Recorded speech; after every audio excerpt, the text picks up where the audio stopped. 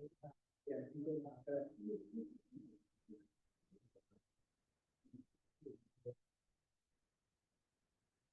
जो एक दूसरी फिर रिक्वेस्ट है आपसे कि क्वेश्चन लाजमी करें। आप लोग भी, ऑनलाइन वाले बच्चे भी, जो आपका सवाल हो मेरे बच्चे वो लाजमी कर लो। रवीन का यही फायदा होता है।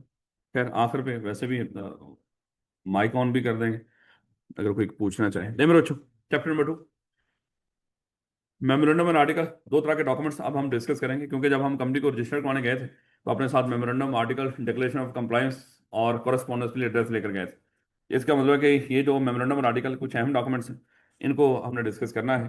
तो मेमोरेंडम की थोड़ी सी बात हम चैप्टर 1 में पढ़ के आए हैं कि एक ऐसा डॉक्यूमेंट है जो जिसको हम कंपनी का आइन भी कहते हैं, कॉन्स्टिट्यूशन ऑफ द कंपनी भी कहते हैं, इसको primary document of the company भी कहते हैं। ये वो डॉक्यूमेंट है जो कंपनी को वजूद देता है, यानी कि जिससे कंपनी बनती है, ये वो डॉक्यूमेंट है ये। लेकिन ये कंपनी चलाने में कोई मदद नहीं करेगा, कंपनी बनाने में सिर्फ मदद करेगा।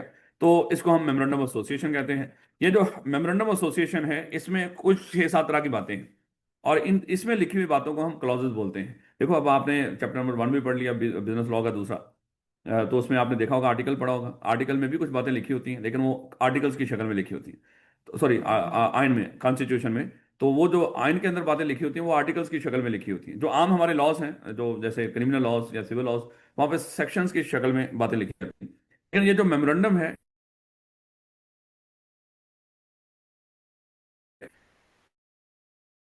है चौथी क्लॉज, तो उस तरह हम इसके अंदर चीजें लिखते हैं। तो मेमोरेंडम के अंदर जो क्लॉज लिखी जाती हैं, नहीं नहीं, जजाकल्लाह, थैंक यू, थैंक यू। लेकिन क्लॉज ऑफ मेमोरेंडम, इसको देखिएगा।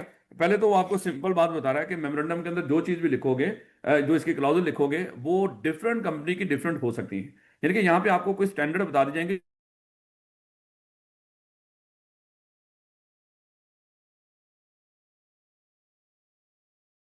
क्लॉज नहीं होगी। या कंपनी हैविंग शेयर कैपिटल है, बताएं उसमें क्लॉज कौन सी होंगी। तो ध्यान रखना है पेपर के अंदर, ये ना कि company guarantee limited not having share capital, ऐसी कंपनी का वो मेमोरेंडम आपसे पूछ ले, उसके क्लॉज बताओ, और माशाल्लाह आप वहां पे ऑथराइज कैपिटल की क्लॉज भी लिख रहे हो, तो उसको पता चलेगा इस बच्चे ने बस रटा हुआ है, इसको पता नहीं है। तो क्लॉज कौन सी शामिल होंगी, ये कंपनी टू कंपनी वेरी करेंगे। लेकिन नॉर्मली जो होती है मेरे बच्चे वो ये हैं। एक तो नेम क्लॉज है, रजिस्टर ऑफिस क्लॉज है, principal line of business clause, liability clause, undertaking और ऑथोराइज कैपिटल क्लॉज और सब्सक्रिप्शन क्लॉज। इन दोनों को मिला के अब उसने इन दोनों को मिला के उसने अब एक क्लॉज कर दी है। खैर, तो ये क्लॉज है मेरे बच्चों। अब ये ऐसी है जैसे हमारा आईडी कार्ड है, देखो ना, आईडी कार्ड के अंदर कुछ चीजें लिखी हुई हैं, तो ऐसे ही ये मेमोरेंडम कंपनी का आईडी कार्ड है, उसके ऊपर कुछ चीजें लिखी हुई हैं। क्या आप अपने आईडी कार्ड में लिखी हुई चीजों को चेंज करवा सकते हो? बिल्कुल करवा सकते हो। कुछ उसमें से चेंज नहीं होती है। जैसे मान लो कि वालिद का नाम है, वो तो पक्का पक्का है। अब सेम यहाँ पे भी वालिद का नाम लिखा होगा है, कई होते हैं अल्लाह माफ करे, वो भी चेंज करवा लेते हैं और अक्सर कह देते हैं कि काश फलाना मेरा बाप होता है। तो इस तरह की बातें अक्सर आप पॉलिटिकल मामलात में या अल्लाह ताला जन्नतुल फिरदौस में जगह दें। वो एक बड़ा मशहूर एक मीम बना था उसके ऊपर, आमिर लियाकत के ऊपर, जिसमें एक बच्चा उसके शो में इस तरह की बकवास करता था। लेकिन बहरहाल कुछ इस तरह के बेशरम और बेहया लोग भी होते हैं। लेकिन बहरहाल अदरवाइज तो मेरे बच्चे यहाँ पे भी, मेरे बच्चे कुछ कंपनी को बनाने वाले भी होंगे। वो जो कंपनी के बनाने वाले हैं, जो सब्सक्रिप्शन क्लॉज हैं, आईडी कार्ड में चेंज होता है गर्ल्स का सब। नहीं वो तो फिर वो हस्बैंड का नहीं, नहीं होता ना उस लिहाज से होता है, लेकिन वालद तो वालद ही होता है। अब ये तो नहीं कि वो पीछे वालद के लिखा होता है बल्दियत ये है, तो वो तो चेंज हो जाता है उसके। खैर, तो वो कुछ और है। ले बेटा, तो नेम क्लॉज, रजिस्टर क्लॉज उन्होंने उन्होंने तहिया कर लेना, बस चेंज करा के दिखा देते हैं सर को भी होता। तो ये कुछ क्लॉजेज हैं मेरे बच्चे जो चेंज भी हो सकती हैं, लेकिन कुछ इनमें से क्लॉज चेंज नहीं हो सकती। अब इनको एक एक करके डिस्कस करते हैं। सबसे पहले नेम क्लॉज है। अच्छा, नेम क्लॉज में आप क्या करेंगे, कंपनी का नाम लिखेंगे। का name of the company is फलाना, यानी कि यहाँ पे सिर्फ आपने नाम लिखना है और कुछ नहीं लिखना होता, एक छोटी सी लाइन के अंदर कि कंपनी का ये नाम है। लेकिन जब नाम लिखेंगे तो वहां पे ध्यान देना है कि कंपनी के नाम के साथ ये जो वर्ड लिखे जाएंगे इनको देना में बच्चे गौर, जरा थोड़ी सी तवज्जो देनी है, क्योंकि पेपर के अंदर वो क्या करेगा, वो कंपनी का नाम लिख देगा और आपसे पूछेगा बताएं ये कंपनी का नाम सही लिखा है या नहीं लिखा। अगर तो मान लो कि सीएफई एक पब्लिक कंपनी है तो नाम लिखाएगा इस तरह सीएफई लिमिटेड। अगर सीएफई लिमिटेड लिखा तो फिर आगे आपको सोचने की जरूरत नहीं है ये प्राइवेट है या पब्लिक है, क्योंकि सीएफई लिमिटेड लिखा हो पक्की बात है ये कौन सी कंपनी है, ये पब्लिक है। अगर सीएफई प्राइवेट लिमिटेड लिखा हो तो अब ये प्राइवेट कंपनी है, इसको बताने की जरूरत नहीं है। ये प्राइवेट पूरा भी लिखा हो सकता है, या हो सकता है पीवीडी लिखा हो, या सीएफई अगर एसएमसी प्राइवेट लिमिटेड लिखा हो तो पक्की बात है ये सिंगल मेंबर, और सीएफई गारंटी लिमिटेड है तो ये गारंटी, और सीएफई अनलिमिटेड है तो ये अनलिमिटेड लायबिलिटी वाली कंपनी। तो ये मेरे ये नाम के साथ ये वर्ड हैं और ये जो पैरेंथेसिस हैं, ये आपने लाजमी याद रखने हैं, ये बड़े काम के हैं, ये आपको तंग कर सकते हैं पेपर के अंदर। उसके बाद दूसरी क्लॉज इसमें रजिस्टर ऑफिस क्लॉज, कि रजिस्टर्ड ऑफिस कंपनी का कहाँ पे सिचुएट करता है। तो registered office of the company situated in the province of Punjab या in the province of Sindh या कहीं पे, इस तरह की एक सिर्फ लाइन लिखनी है कि रजिस्टर्ड ऑफिस कहाँ पे सिचुएटेड है, उसकी एक छोटी सी लाइन है। लेकिन अब यहाँ पे जो मेन था वो ये था कि देखो मेरे बच्चों, ये जो मेमोरेंडम है ना, जब आप एक दफा बना दोगे, इसको चेंज करना इतना आसान नहीं होगा। जब भी हम मेमोरेंडम को चेंज किया करेंगे, स्पेशल रेजोल्यूशन भी होगी और कुछ मामलात में कुछ जगहों पे जाके आपको इजाजत भी लेनी होगी, फिर जाके नाम चेंज हुआ ये रजिस्टर ऑफिस की कोई भी यहाँ पे मेमोरेंडम की कोई क्लॉज चेंज हुआ करेंगे। उसमें जो सबसे फ्रीक्वेंटली चेंज हो सकता था वो था रजिस्टर ऑफिस क्लॉज, क्योंकि ये आपका वो जगह है जहां पे आपने ऑफिस बनाया है, और ऑफिस वाली जगह तो अक्सर चेंज होती रहती है मेरे बच्चे, नाम बाकी चीजें इतनी जल्दी चेंज नहीं होती जितना ये रजिस्टर ऑफिस क्लॉज चेंज होनी थी। अब यहाँ पे होना क्या था कि अज्यूम कर लो कि अगर आपने रजिस्टर ऑफिस क्लॉज लिखते और उसके ऊपर लिखते हैं कि हमारा register office of the company जो भी है is situated at the 58 Aibak block, new garden town Lahore, कुछ इस तरह की बात लिखते हैं, तो शायद मेरे बच्चे होता क्या कि जब भी ये रजिस्टर ऑफिस 58 एबक ब्लॉक से किसी भी और लोकेशन पे जाता, चाहे दूसरी गली में भी जाता या किसी और जगह पे जाता, तो हमें क्या करना पड़ना था, हमें रजिस्टर्ड ऑफिस की ये क्लॉज चेंज करनी पड़नी थी मेमोरेंडम। और मेमोरेंडम कंपनी का आइन है और आइन को तब्दील करना इतना आसान नहीं है। तो इसलिए मेरे बच्चों यहाँ पे आपको इस तरह की प्रॉब्लम कल फेस ना करनी पड़े, उसके लिए एक हल ढूंढ के दे दिया। हल क्या था कि आप रजिस्टर ऑफिस क्लॉज के अंदर आप ये ना लिखो कि किस गली में, मोहल्ले में, शहर में आप, या मान लो कि जिले में आपका नाम है, बल्कि ये देखो कि आप जो रजिस्टर ऑफिस है, सॉरी, अब बल्कि आप ये देखो कि रजिस्टर ऑफिस किस सूबे में है। जिस सूबे में आपका रजिस्टर ऑफिस है आप उस सूबे का नाम लिख दो, या जिस मान लो के सूबे में अगर रजिस्टर ऑफिस ना हो, इस्लामाबाद में हो या पाकिस्तान के वो इलाके जो किसी सूबे का हिस्सा या इस्लामाबाद का हिस्सा नहीं है वहां पे हो, जैसे मान लो कि कश्मीर है या गिलगित बल्तिस्तान है, तो आप उस जगह का नाम लिख देंगे, यानी कि जीबी लिख दो, कश्मीर लिख दो। तो रजिस्टर ऑफिस आपका कहां पे सिचुएट करता है, आपने वहां पे गली मोहल्ले नहीं लिखने बल्कि सूबा लिख देना है। अब होगा क्या, इससे फायदा क्या हुआ था कि उस सूबे में आप जैसे मर्जी रजिस्टर ऑफिस को चेंज करते रहें, कम से कम आपको मेमोरेंडम को चेंज नहीं करना पड़ेगा। हाँ, लेकिन वो चेंज करने का तरीकाकार होगा, शायद कुछ और रिक्वायरमेंट्स पूरी करने पड़ जाए, लेकिन मेमोरेंडम को चेंज नहीं करना पड़ेगा। लेकिन एक सूबे से निकल के अगर दूसरे सूबे में जाएंगे, या एक सूबे से निकल के अगर इस्लामाबाद में जाएंगे, या एक सूबे से निकल के अगर पाकिस्तान के उस हिस्से में जाएंगे जो इस्लामाबाद या किसी सूबे का हिस्सा नहीं है, तो फिर तो डेफिनेटली मेरे बच्चे, फिर आपको ये रजिस्टर ऑफिस क्लॉज भी चेंज करनी पड़ेगी। या वाइस वर्सा हो, यहां से निकल के आप किसी सूबे में आ रहे हो तो फिर आपको रजिस्टर ऑफिस क्लॉज चेंज करनी होगी। अगर ऐसा मामला ना हो तो फिर डेफिनेटली आपको ये क्लॉज नहीं, लेकिन उसका तरीकाकार उसका भी होगा, वो हम अभी डिस्कस कर लेंगे।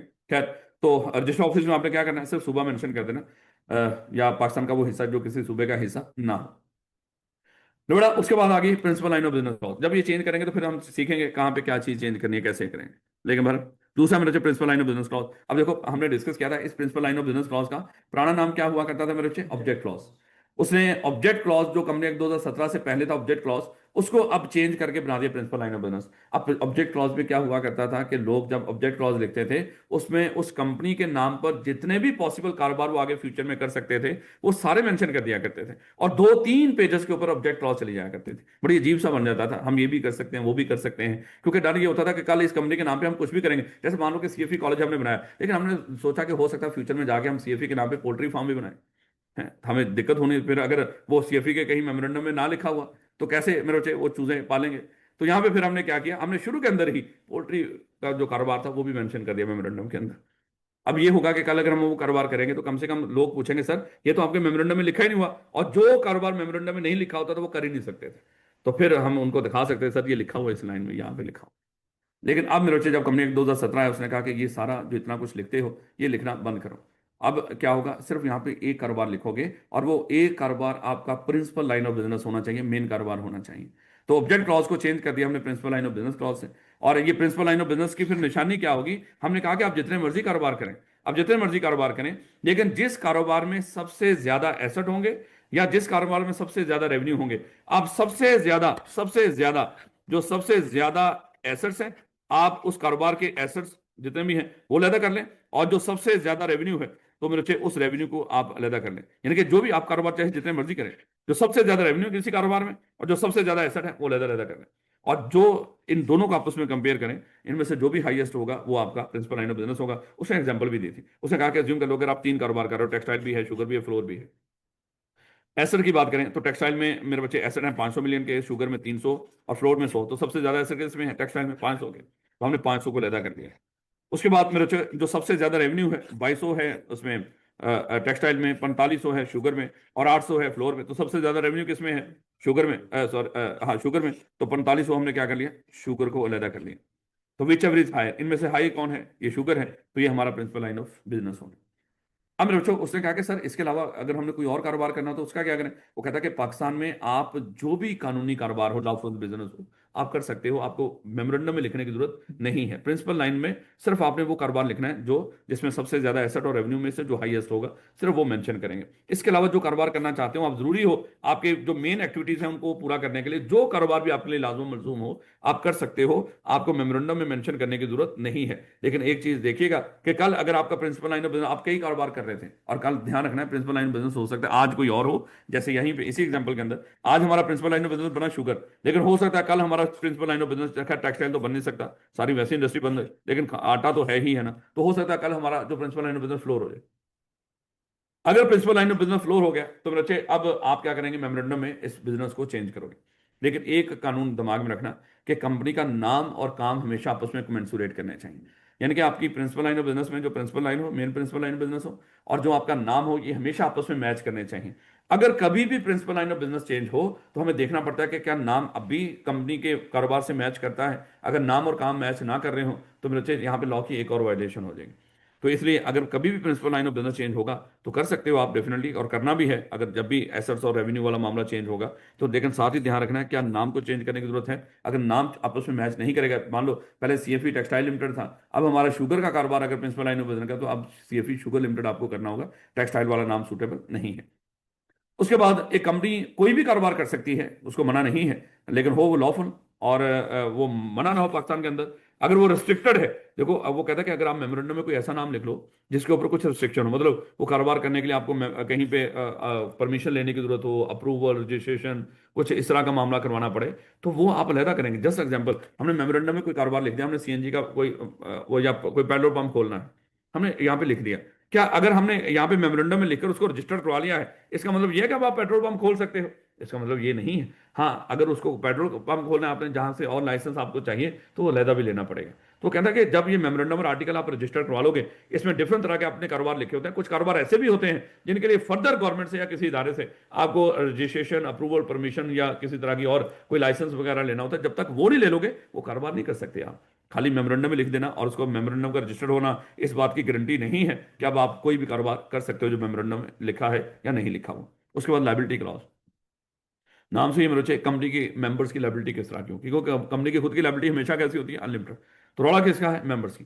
तो लायबिलिटी क्लॉज में लिखा होगा कि कंपनी के मेंबर्स की लायबिलिटी कैसी है, लिमिटेड है या अनलिमिटेड है। अगर तो अनलिमिटेड है फिर तो रौला ही हो गया। लेकिन अगर लिमिटेड है तो फिर एक और लाइन लिखनी होगी कि लिमिटेड बाय कैपिटल है या लिमिटेड बाय गारंटी है। अगर तो मेरे बच्चे लिमिटेड बाय शेयर कैपिटल है तो फिर भी कोई दिक्कत नहीं, जिसके पास जितने शेयर्स होंगे वो उतने के लिए लायबल होगा। लेकिन अगर कोई गारंटी लिमिटेड है तो फिर एक और लाइन लिखनी होगी कि बताएं कि मेंबर्स ने की लायबिलिटी कितनी अमाउंट तक लिमिटेड है, वो अमाउंट की लाइन भी लिखनी होगी। तो ये मेरे बच्चे लायबिलिटी क्लॉज के अंदर हम लिखेंगे कि कंपनी के मेंबर्स की लायबिलिटी किस तरह की, लिमिटेड या लिमिटेड। अगर लिमिटेड हो तो फिर मेरे बच्चे आगे बढ़ेंगे लिमिटेड बाय गारंटी या कैपिटल। अगर कैपिटल तो कोई दिक्कत नहीं, वो तो पता है शेयर्स के लिहाज से। और अगर गारंटी है तो फिर एक और लाइन लिखेंगे कि कितनी अमाउंट तक वो लिमिटेड है।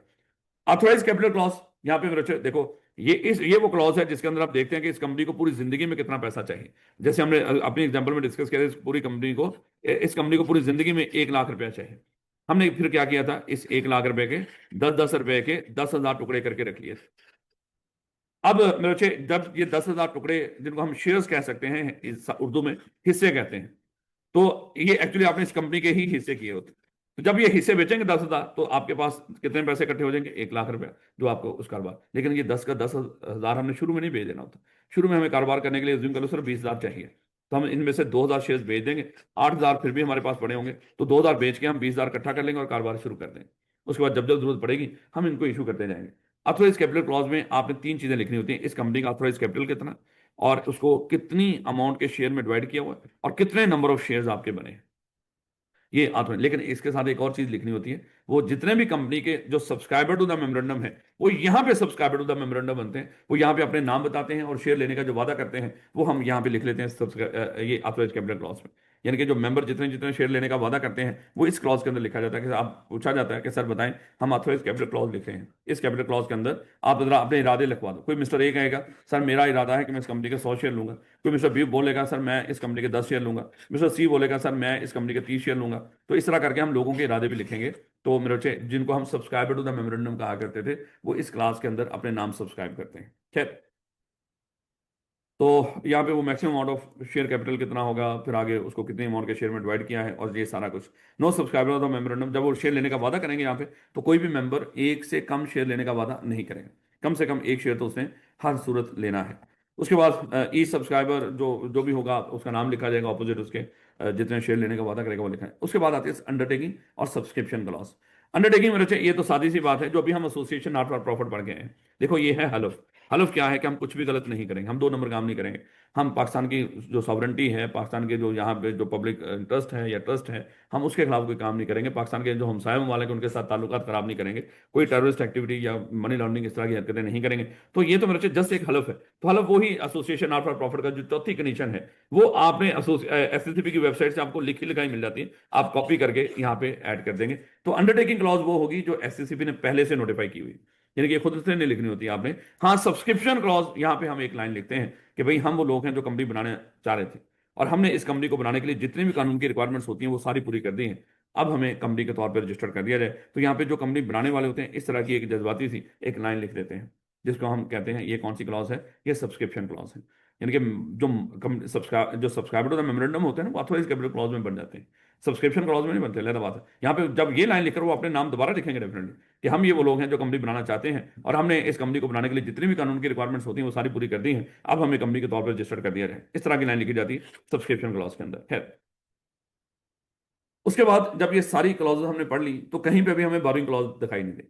तो कई लोगों ने पूछा कि कंपनी शायद उधार नहीं ले सकती। कंपनी इंसान तो है, जिस दिन ये बन जाती है इंसान बन जाती है, लेकिन कंपनी उधार नहीं ले सकती शायद। लेकिन साथ ही कानून ने वाजे कर दिया, क्योंकि मेमोरेंडम में लिखा ही नहीं कहीं भी बोरिंग क्लॉज, कानून ने कह दिया कि कंपनी को अपनी मेमोरेंडम में बोरिंग क्लॉज लिखने की जरूरत नहीं है। कंपनी जिस दिन रजिस्टर्ड हो जाती है, कंपनी इंसान बन जाती है और ये इंसान दुनिया पर आ गया, अब ये इंसान उधार ले सकता है। इसको मेमोरेंडम या आर्टिकल में लिखकर इजाजत लेने की जरूरत नहीं है। तो हम समझेंगे कि कंपनी उधार ले सकती है, उसको बोरोइंग क्लॉज ऐड करने की जरूरत नहीं है। ये उसकी डीम पावर होती है, कंपनी की उधार लेना डीम पावर है, इंप्लाइड पावर है, यानी कि लिखे बगैर भी ये उसकी पावर है। उसके बाद memorandum to be printed sign, यानी कि मेमोरेंडम जो भी बनाया जाएगा उसको प्रॉपर आप तारीख लिखेंगे, उस पर डिवाइड करेंगे पैराग्राफ में, साइन करेंगे और प्रिंटेड फॉर्म में होना चाहिए।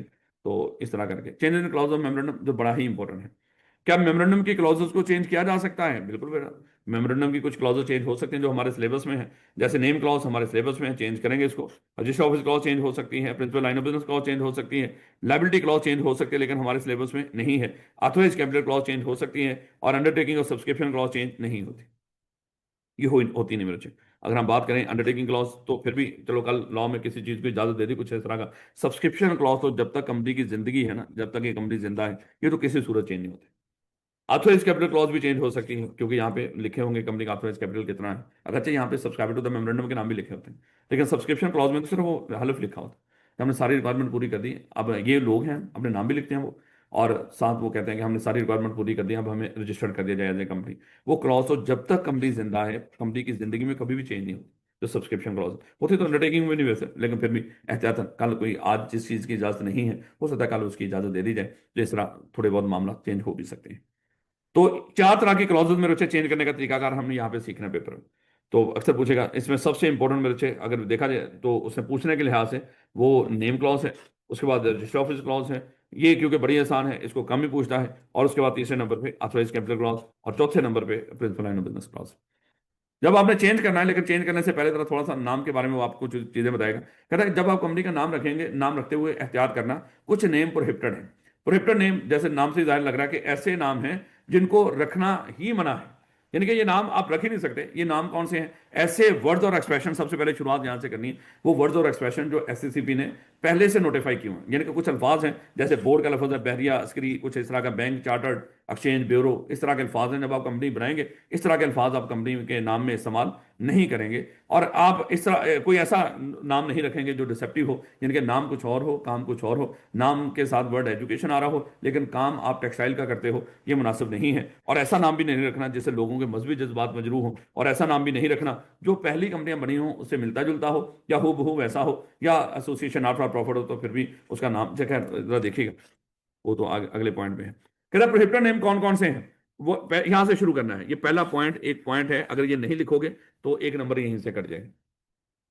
वो वर्ड और एक्सप्रेशन जो एससीसीबी ने नोटिफाई किए हों, यानी कि बताए हुए पहले वेबसाइट पे पड़े हुए जो आपको ये एक लिस्ट दिखाई है यहाँ पे ये। उसके बाद कोई ऐसा नाम नहीं रखना जो आइडेंटिकल हो, पहले जो कंपनी बनी हो उससे मिलता जुलता हो।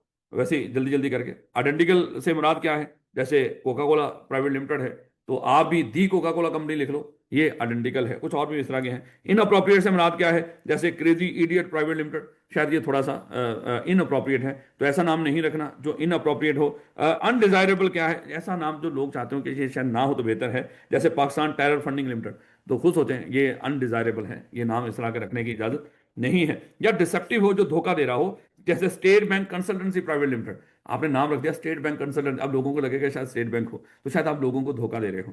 तो या कोई बैंक का नाम बीच में कुछ इस तरह के अल्फाज लिखना। या मेरे डिजाइन टू एक्सप्लॉइट और ऑफेंड रिलीजियस ससेप्टिबिलिटी खुदा एंटरप्राइज लिमिटेड, कुछ इस तरह के नाम रखना तो ये मुनासिब नहीं है।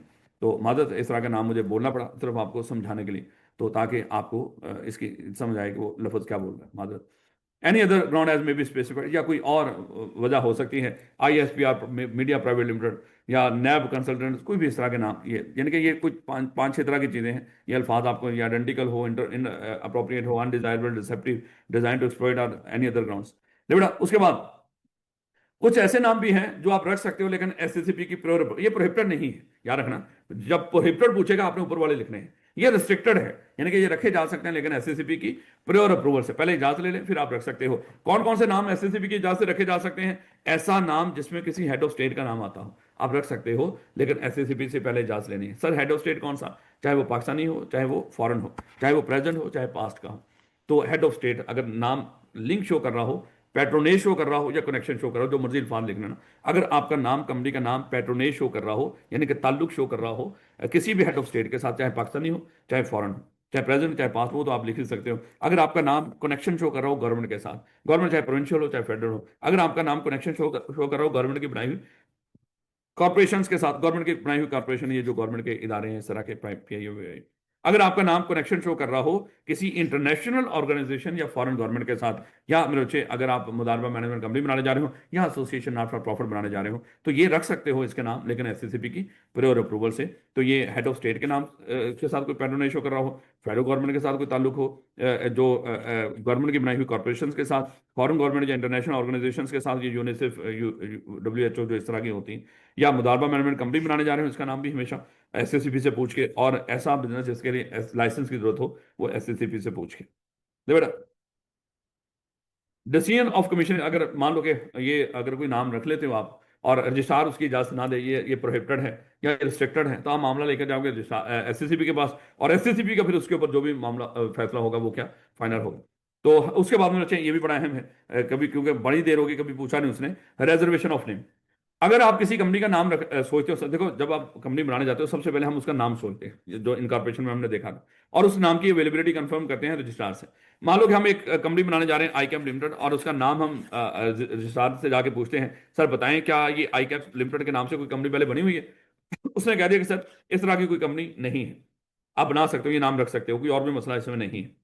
तो हमने नाम पूछ लिया क्या ये नाम हमारे लिए अवेलेबल है, उसने कहा कि सर बिल्कुल नाम अवेलेबल है। जब ये नाम अवेलेबल हो गया अब हम क्या करेंगे, उसके डॉक्यूमेंट तैयार करना शुरू करेंगे, मेमोरेंडम, आर्टिकल, वो सारे तैयार करेंगे। अब ये सारा कुछ तैयार करते हुए अज्यूम कर लो कि कोई 30-40 दिन हमें लग जाएंगे। ये सारे 30-40 दिनों के अंदर हम ये सारे डॉक्यूमेंट्स तैयार करके रजिस्ट्रार को जाके जमा कराएंगे। जब ये जमा कराए तो हो सकता है रजिस्ट्रार कहे कि सर माजरत अब ये नाम आपके लिए अवेलेबल नहीं है, अब ये नाम किसी और कंपनी ने रख लिया है। अब हम कहेंगे भाई इसमें हमारा क्या कसूर, वो कहेगा मेरा भी क्या कसूर। जब कोई बंदा डॉक्यूमेंट्स लेकर आ जाए, मैंने उस वक्त नाम रजिस्टर करना, उस नाम पे कंपनी रजिस्टर करनी है, तो आप तो डॉक्यूमेंट्स लेकर तो नहीं आए, आप तो पूछ के चले गए हो। अब कोई सौदा बंदा पूछ के चला जाए, अब मुझे क्या पता वो खरीदेगा भी कि नहीं, तो मैं जो आया लेकर पैसे तो मैंने उसको भेज दिया। तो कहने का मतलब अब ये नाम किसी और ने रख लिया है। अब यहाँ पे मेरा बच्चों अब ये परेशानी तो है कि कल हम फिर आपसे नाम पूछेंगे, अवेलेबिलिटी कंफर्म करेंगे और कल फिर किसी ने रख लिया, वो कहते हैं ये तो दिक्कत चलेगी सर, तो इसका कोई हल है? कहता बिल्कुल इसका हल है। अगर आप अब हमने कहा कि चलें सर बताएं क्या सीएफई लिमिटेड के नाम से कोई अवेलेबल है? उसने कहा कि सर बिल्कुल अवेलेबल है। अब हमने हमारे पास ऑप्शन क्या है कि आप इस नाम को रिजर्व करवा लो, एप्लीकेशन दे दें सर इस नाम को रिजर्व करवा लो, नहीं तो फिर आपके साथ पहली तरह का मामला हो सकता है। हमने इस नाम को एप्लीकेशन देकर रिजर्व कर लिया। जब रिजर्व हुआ तो 60 दिनों के लिए रिजर्व होगा। इन 60 दिनों के अंदर हमने लाजमी तौर पर, ये हमारे लिए नाम कितने दिनों तक अवेलेबल है? 60 दिनों तक। अब हमने मेमोरेंडम आर्टिकल इस तरह के डॉक्यूमेंट्स तैयार करके लाजमी तौर पर 60 दिनों तक रजिस्ट्रार के पास पहुंच जाना है। अगर 7 दिन गुजर गए, 61वां दिन आ गया और हम ना पहुंचे, किसी और कंपनी पहुंच गई, तो रजिस्ट्रार उसको ये नाम एलोकेट कर देगा, तो फिर हम देखते रहेंगे। तो नाम को रिजर्व कराया जा सकता है, लेकिन रिजर्व कितने दिनों के लिए होगा? 60 दिनों के लिए। हाँ, अगली बात, अगर आपने नाम गलत इन्फॉर्मेशन देकर रिजर्व करा लिया, यानी कि होता है ना कि बात का कोई और कंपनी वाइंडिंग अप में हो, तो हम उससे इजाजत लेकर जाके उस नाम को अपने लिए रिजर्व करा सकते हैं। हमने एम अपनी तरफ से लिख लिया फलानी कंपनी वाइंड अप हो रही है और ये नाम हमारे लिए रिजर्व कर दो, हमने गलत इन्फॉर्मेशन देके वो नाम अपने लिए रिजर्व कर लिया। हालांकि हमने उनसे इजाजत ली नहीं थी, अगरचे वो कंपनी वाइंडिंग अप में थी, लेकिन हमने उससे इजाजत नहीं ली। अगर आपने गलत इन्फॉर्मेशन देके कोई नाम रिजर्व करा लिया, तो रजिस्ट्रार क्या कर देगा? आपके उस नाम को, आपकी रिजर्वेशन को कैंसिल कर देगा। तो ये नाम, और अगर वैसे ही नाम रिजर्व करने से इनकार कर दे वो आपका, तो फिर हमारे पास ऑप्शन क्या है कि आप एसएससीपी को अप्लाई कर सकते हो। फिर एसएससीपी को जो भी अप्लाई करोगे, तो जो उसका फैसला होगा फाइनल होगा। एसएससीपी वैसे भी रजिस्ट्रार जब जब भी हमें किसी चीज से इनकार किया करेगा, मोस्टली मेरे बच्चे एसएससीपी के पास हम 30 दिनों के अंदर ही अप्लाई किया करेंगे। तो ये मेरे बच्चे ये बड़ा अहम है, इसको अच्छे तरीके से देख लीजिएगा। और जब ये रिजर्वेशन और नाम का पूछेगा ना, ये सारा लिखना है आपने आगे। ये ना कि 2-4 चीजें लेकर नाम अप्लाई कर दो, रजिस्टर्ड हो गया 60 दिनों के लिए, आप बस पूरा एंड करके आगे कुछ नहीं किया आपने। वहां पे ये सारी बातें बतानी थी, गलत इन्फॉर्मेशन वाला मामला भी बताना, और उसमें फिर ये पेनल्टी शनल्टी का भी जिक्र करें, जो भी है उसको बताएं 30 दिनों में जाके एसएससीबी को। अगर इनकार करते हैं, अगरचे इनकार का उसने नहीं पूछा, बताएं उसको, उसका टॉपिक का हिस्सा है। ले बेटा, rectification of a name of a company. अब ये दो चीजें बड़ी अहम थी। एक तो हमने डिस्कस किया था, पेपर में पूछेगा चेंज ऑफ नेम, कि नाम को चेंज करना है, और नाम की रेक्टिफिकेशन। इन दोनों में हमने कहा था कि पहले तो आप डिफ्रेंसिएशन कीजिएगा कि रेक्टिफिकेशन पूछ रहा है या चेंज ऑफ नेम पूछ रहा है। रेक्टिफिकेशन की निशानी क्या थी? कि नाम में गलती हुई है। जब भी नाम में गलती हुई होगी, जब आप गलती सुधारेंगे, उसके लफ्ज बोलेंगे ये रेक्टिफिकेशन हो रही है। और जब हम अपनी मर्जी से नाम बदलेंगे, जब मर्जी से नाम बदलेंगे, वो मेरे बच्चे चेंज ऑफ नेम होगा। ये आपने दिमाग में रखना है। गलती हुई हो, आपने दुरुस्त करनी ही करनी है बच्चे, वो क्या होगी? वो रेक्टिफिकेशन ऑफ नेम है। मर्जी से करना चाह रहे हो तो उसका एक पूरा प्रोसेस होगा, तो मेरे बच्चे वो भी हम डिस्कस करेंगे। तो मर्जी से करना चाहें तो चेंज ऑफ नेम, गलती हो गई हो अब आपने उसको सुधारना है, उसको कहेंगे रेक्टिफिकेशन ऑफ नेम। हमने डिस्कस किया कि अगर कोई गलती हो जाए नाम के अंदर, तो उसके दो तरह के उसके वो हो सकते हैं, वो सही कराने के। देखो, अगर कंपनी को खुद को पता चल गया कि हमारा नाम गलत है, कंपनी को पता चल गया हमारा नाम गलत है, तो कंपनी अप्लाई करेगी रजिस्ट्रार को, सर नाम गलत हो गया, कोई भी किसी तरह का ऊपर के नामों में से कोई नाम रखा गया, कुछ भी हो गया, या जो नाम जिस तरह बताना था, कोई नुक्ता, कोई जेर जबर, कोई कमी बेशी होगी, तो आपने कंपनी को उसको अप्लाई करना, सर हमारा नाम गलत हो गया, इसको सही कर दो। तो रजिस्ट्रार क्या करेगा? उस नाम को सही करके एक नया certificate of incorporation on change of name issue कर देगा, तो आपका नाम चेंज हो गया। लेकिन बच्चे, अगर रजिस्ट्रार को पता चल गया कि आपका नाम गलत है, तो रजिस्ट्रार आपको डायरेक्शन देगा, हुक्म देगा कि चलो इस नाम को चेंज करो। वो अप्लाई नहीं करेगा, रजिस्ट्रार क्या करेगा? हुक्म देगा, नाम को चेंज करो। जब रजिस्ट्रार की तरफ से हुक्म आएगा, अब आपने 30 दिनों के अंदर लाजमी तौर पर अपनी कंपनी का नाम बदल लेना है। अगर आप अब देखो, जब आप बदलना, तो देखो नाम तो अभी भी बोलेगा कि कंपनी अब नाम चेंज करने जा रही है, का नाम चेंज करने के लिए वो चेंज का सारे रूल फॉलो करने ना ना। ये तो नाम वो चेंज है जो आपने करना ही करना है, ना किया तो मेरे से वैसे चपेड़े पड़ेंगे। ये नाम आपने गलती हुई है, ये सुधारनी है हर सूरत। ये नहीं करेंगे कि सर वो चेंज ऑफ नेम है ना, इसके लिए स्पेशल रेजोल्यूशन, वो सारा कुछ रजिस्ट्रार से परमिशन। कहता भाई रजिस्ट्रार तो हुक्म दे रहा है नाम बदलो। तो अब आपने नाम बदलना है, तो उसको रेक्टिफाई करना मेरे को, तो कितने दिनों में कर लेना? 30 दिनों के अंदर। अगर आपने 30 दिनों में नाम सही ना किया, तो रजिस्ट्रार खुद पकड़ के आपका नाम सही कर देगा और आपको नया certificate of incorporation on change of name issue कर देगा। देखो, ऑन चेंज ऑफ नेम यहां पे भी लफ्ज बोल रहा है, जब गलती सुधारी गई है। चेंज तो यहां पे भी नाम हुआ है, लेकिन जब गलती हुई हो, वहां पे नाम सही करना ही करना है आपको। स्पेशल रेजोल्यूशन, वो सारे अगर यहां भी मेमोरेंडम में जाके तब्दीली हो, मेमोरेंडम में नाम गलत आ गया ना, जो मेमोरेंडम में जो हमारा नेम क्लॉज है उसमें गलत नाम लिखा गया, जो भी है, तो मेरे बच्चे नाम यहाँ पे सुधार रहे हो आप, मेमोरेंडम के अंदर भी तब्दीली होगी, लेकिन इसको, ये वो तब्दीली नहीं है जो स्पेशल रेजोल्यूशन से करनी है। आप याद रखो कि ये गलती हुई है, गलती हर सूरत सुधारनी है। अगर स्पेशल रेजोल्यूशन से मेंबर ना माने, क्या फिर गलती नहीं सुधारोगे? करनी ही करनी है। तो रेक्टिफिकेशन ऑफ नेम में दो चीजें हैं, कंपनी को पता चले, अप्लाई कर दें और चेंज कर लें। सर्टिफिकेट ऑफ इनकॉर्पोरेशन और चेंज ऑफ नेम इशू हो जाएगा। रजिस्ट्रार को पता चले तो डायरेक्शन देगा 30 दिनों में चेंज कर लो। 30 दिनों में चेंज ना किया तो रजिस्ट्रार खुद आपकी कंपनी का नाम चेंज करके नया नाम रख के आपको नया सर्टिफिकेट ऑफ इनकॉर्पोरेशन और चेंज ऑफ नेम इशू कर देगा। और अब आपने लाजमी तौर पर वही नाम यूज करना है जो रजिस्ट्रार आपको बताएगा। अगर आपने रजिस्ट्रार की हुक्म के मुताबिक नाम चेंज ना किया या जो नाम उसे नया इशू कर दिया था उसको इस्तेमाल ना किया तो फिर आपके खिलाफ मेरे बच्चे वो पेनल्टीज भी हैं। अगर आप फेल हो गए नाम बदलने में, या नाम बदल दिया था रजिस्ट्रार ने खुद ही 30 दिनों में, आपने पहले तो 30 दिनों में नाकाम हो गया, आपने नाम ही नहीं बदला, या रजिस्ट्रार ने खुद नाम बदल दिया, अब वो नाम इस्तेमाल नहीं कर रहे, तो मेरे बच्चे आपके खिलाफ डेफिनेटली कार्रवाई हो। उसके बाद पेनल्टी क्या है उसने नीचे रख रखी है कि हमने डिफॉल्ट इशू पेनल्टी नाम की है, बस लायबल ही होगा पेनल्टी। पेनल्टी कोई नहीं लिखी, लेकिन लिखनी तो है ना पेपर में, खुद से ना लिखना लेवल 1 की लेवल 2 की। माशाल्लाह वहां पे आप जरा थोड़े से, हाँ, चमत्कारी लोग हो वहां पे, चमत्कार करके लेवल वो भी ढूंढ रहे होंगे लेवल 1 की लिखी होगी, बच्चे तो एम ही तो नहीं कहीं लेवल 1 की ले बेटा। अब ये है चेंज ऑफ नेम। रेक्टिफिकेशन की समझ आ गई हमें कि जब गलती हुई हो उसको सुधार रहे। अब चेंज ऑफ नेम क्या है, हम जेन्युइन अपना नाम बदलना चाह रहे हैं, कोई गलती नहीं हुई, नाम सही है, बस हम कोई और मुकासना है हमारे, हम मल्टीनेशनल कोई कंपनी बनाने जा रहे हैं, हम किसी और ऐसे सेक्टर में घुसने जा रहे हैं जिस वजह से अब हमें, या हमने हमारा कारोबार चेंज हुआ था, principal line of business change हुआ था, अब उस वजह से हम नाम बदलने जा रहे हैं कुछ, खैर वो भी रेक्टिफिकेशन में जाएगा माजरत। अगर कारोबार आपने चेंज हो गया, principal line of business change हो गया हो और नाम आपस में मैच ना करते हो, वो तो वैसे ही नाम ही गलत होगा ना मेरे बच्चों, वो भी रेक्टिफिकेशन में ही रखना आपने। लेकिन भर जो हम अपनी मर्जी से नाम बदलें उसको हम चेंज ऑफ नेम कहेंगे। अगर अपनी मर्जी से नाम बदल रहे हो तो सबसे पहले मेरे बच्चे देखो कहाँ पे नाम लिखा हुआ है, मेमोरेंडम में। मेमोरेंडम को चेंज करना है ये तो पक्की बात है, मेमोरेंडम और आर्टिकल को चेंज करने के लिए हमेशा स्पेशल रेजोल्यूशन चाहिए होगी। यहाँ पे नाम कहाँ पे लिखा हुआ है, मेमोरेंडम में, तो उसको चेंज करने के लिए आपको सबसे पहले स्पेशल रेजोल्यूशन। स्पेशल रेजोल्यूशन क्या होती है बोला, जो मेंबर्स की 3/4 मेजोरिटी से पास हो जनरल मीटिंग में, जिसका 21 दिन पहले नोटिस दिया गया हो। स्पेशल रेजोल्यूशन पास करके नाम चेंज कर लिया, क्या बस काफी है? नहीं नहीं, स्पेशल रेजोल्यूशन पास करोगे उसके बाद रिटर्न परमिशन लोगे रजिस्ट्रार से, एसएससीपी के पास नहीं जाना, ये ध्यान रखना है। किस मामले के लिए देखो डिफरेंट क्लॉजेज होंगी, डिफरेंट क्लॉजेज में आप डिफरेंट लोगों से इजाजत लेने के लिए जाओगे। अगर आपने नाम चेंज करना है स्पेशल रेजोल्यूशन पास करने के बाद आप रिटर्न परमिशन लोगे रजिस्ट्रार से, और रजिस्ट्रार जब आप रिटर्न परमिशन दे देगा तो आपको नया सर्टिफिकेट ऑफ इनकॉर्पोरेशन और चेंज ऑफ नेम यहाँ पे भी इशू करेगा, वही नाम हो, सर्टिफिकेट ऑफ इनकॉर्पोरेशन और चेंज ऑफ नेम। जब ये नाम चेंज हो जाएगा तो अब क्या करना है, वो बाद के मामला तो अक्सर पूछ लेता है पेपर में, ये है नाम चेंज होने से पहले पहले मामला कि स्पेशल रेजोल्यूशन, रजिस्ट्रार से रिटर्न परमिशन और सर्टिफिकेट ऑफ इनकॉर्पोरेशन और चेंज ऑफ नेम। अक्सर वो पूछता है कि जब नाम चेंज हो गया, कंपनी ने नाम चेंज किया है, इसके बाद नाम चेंज करने के बाद के कंसिक्वेंसेज बताओ, क्या इफेक्ट बताओ कंपनी के ऊपर, क्या इफेक्ट होगा। तो हमने क्या करना है, अब हमने 90 दिनों तक पुराने नाम को नए नाम के साथ मेंशन करना है। उसके बाद मेरे बच्चों जो भी आपके राइट्स एंड ऑब्लिगेशन पुराने नाम पर थे वो किस पर ट्रांसफर हो जाएंगे, नए नाम पर ट्रांसफर हो जाएंगे। और जो केसेस पुराने नाम पर चल रहे थे या चलने वाले थे वो किस पर, वो नए नाम पर मेरे बच्चों। तो ये उसके बाद के कंसिक्वेंसेस हैं। तो अगर नाम चेंज करना है, एक तो स्पेशल रेजोल्यूशन और रजिस्ट्रार से रिटर्न परमिशन लेनी है। और जब ये एक और चीज ये भी अक्सर पूछते थे पेपर में, नाम के साथ ये जो वर्ड लिखे होते हैं एसएमसी प्राइवेट, प्राइवेट लिमिटेड या कुछ ऐसा, देखो ना एक सीएफई लिमिटेड ये कंपनी का नाम है, हमने इसको, ये कौन सी प्राइवेट है पब्लिक है, ये पब्लिक है, हमने क्या किया इसको प्राइवेट में कन्वर्ट कर दिया, सीएफई प्राइवेट लिमिटेड, हमने ये नाम रख दिया इसका। क्या ये नाम बदला है इसमें कुछ? कानून कहता नहीं ये नाम बदलना नहीं होता, कि अगर आप एक सीएफई लिमिटेड से सीएफई प्राइवेट लिमिटेड में चले गए हो, ये जो वर्ड्स और पेरेंथेसिस चेंज होते हैं, यहाँ पे लॉ कहता है कि इसको नाम चेंज करना नहीं कहते। ये तो कंपनी का स्टेटस चेंज हुआ है, एक कंपनी पब्लिक से प्राइवेट में गई है या प्राइवेट से पब्लिक में गई है, ये उस स्टेटस चेंज के अंदर खुद ब खुद ही कवर हो जाता है, इसको अलग से नाम चेंज करना नहीं कहना, और ना ही इसके लिए कोई प्रोसेस फॉलो करने की जरूरत है। तो ये कुछ भी करने की जरूरत नहीं होती है आपको अगर ये चीजें चेंज हो रही हैं।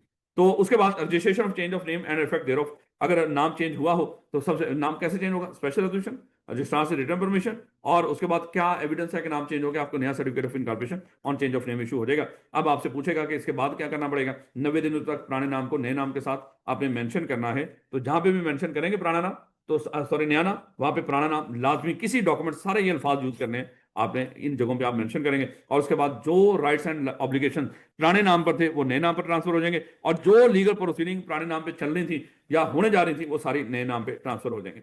उसके बाद publication of name by company, मैंने कहा था कि आई कैप जब आपको फंसाता है ना, वो आसान चीज में फंसाता है।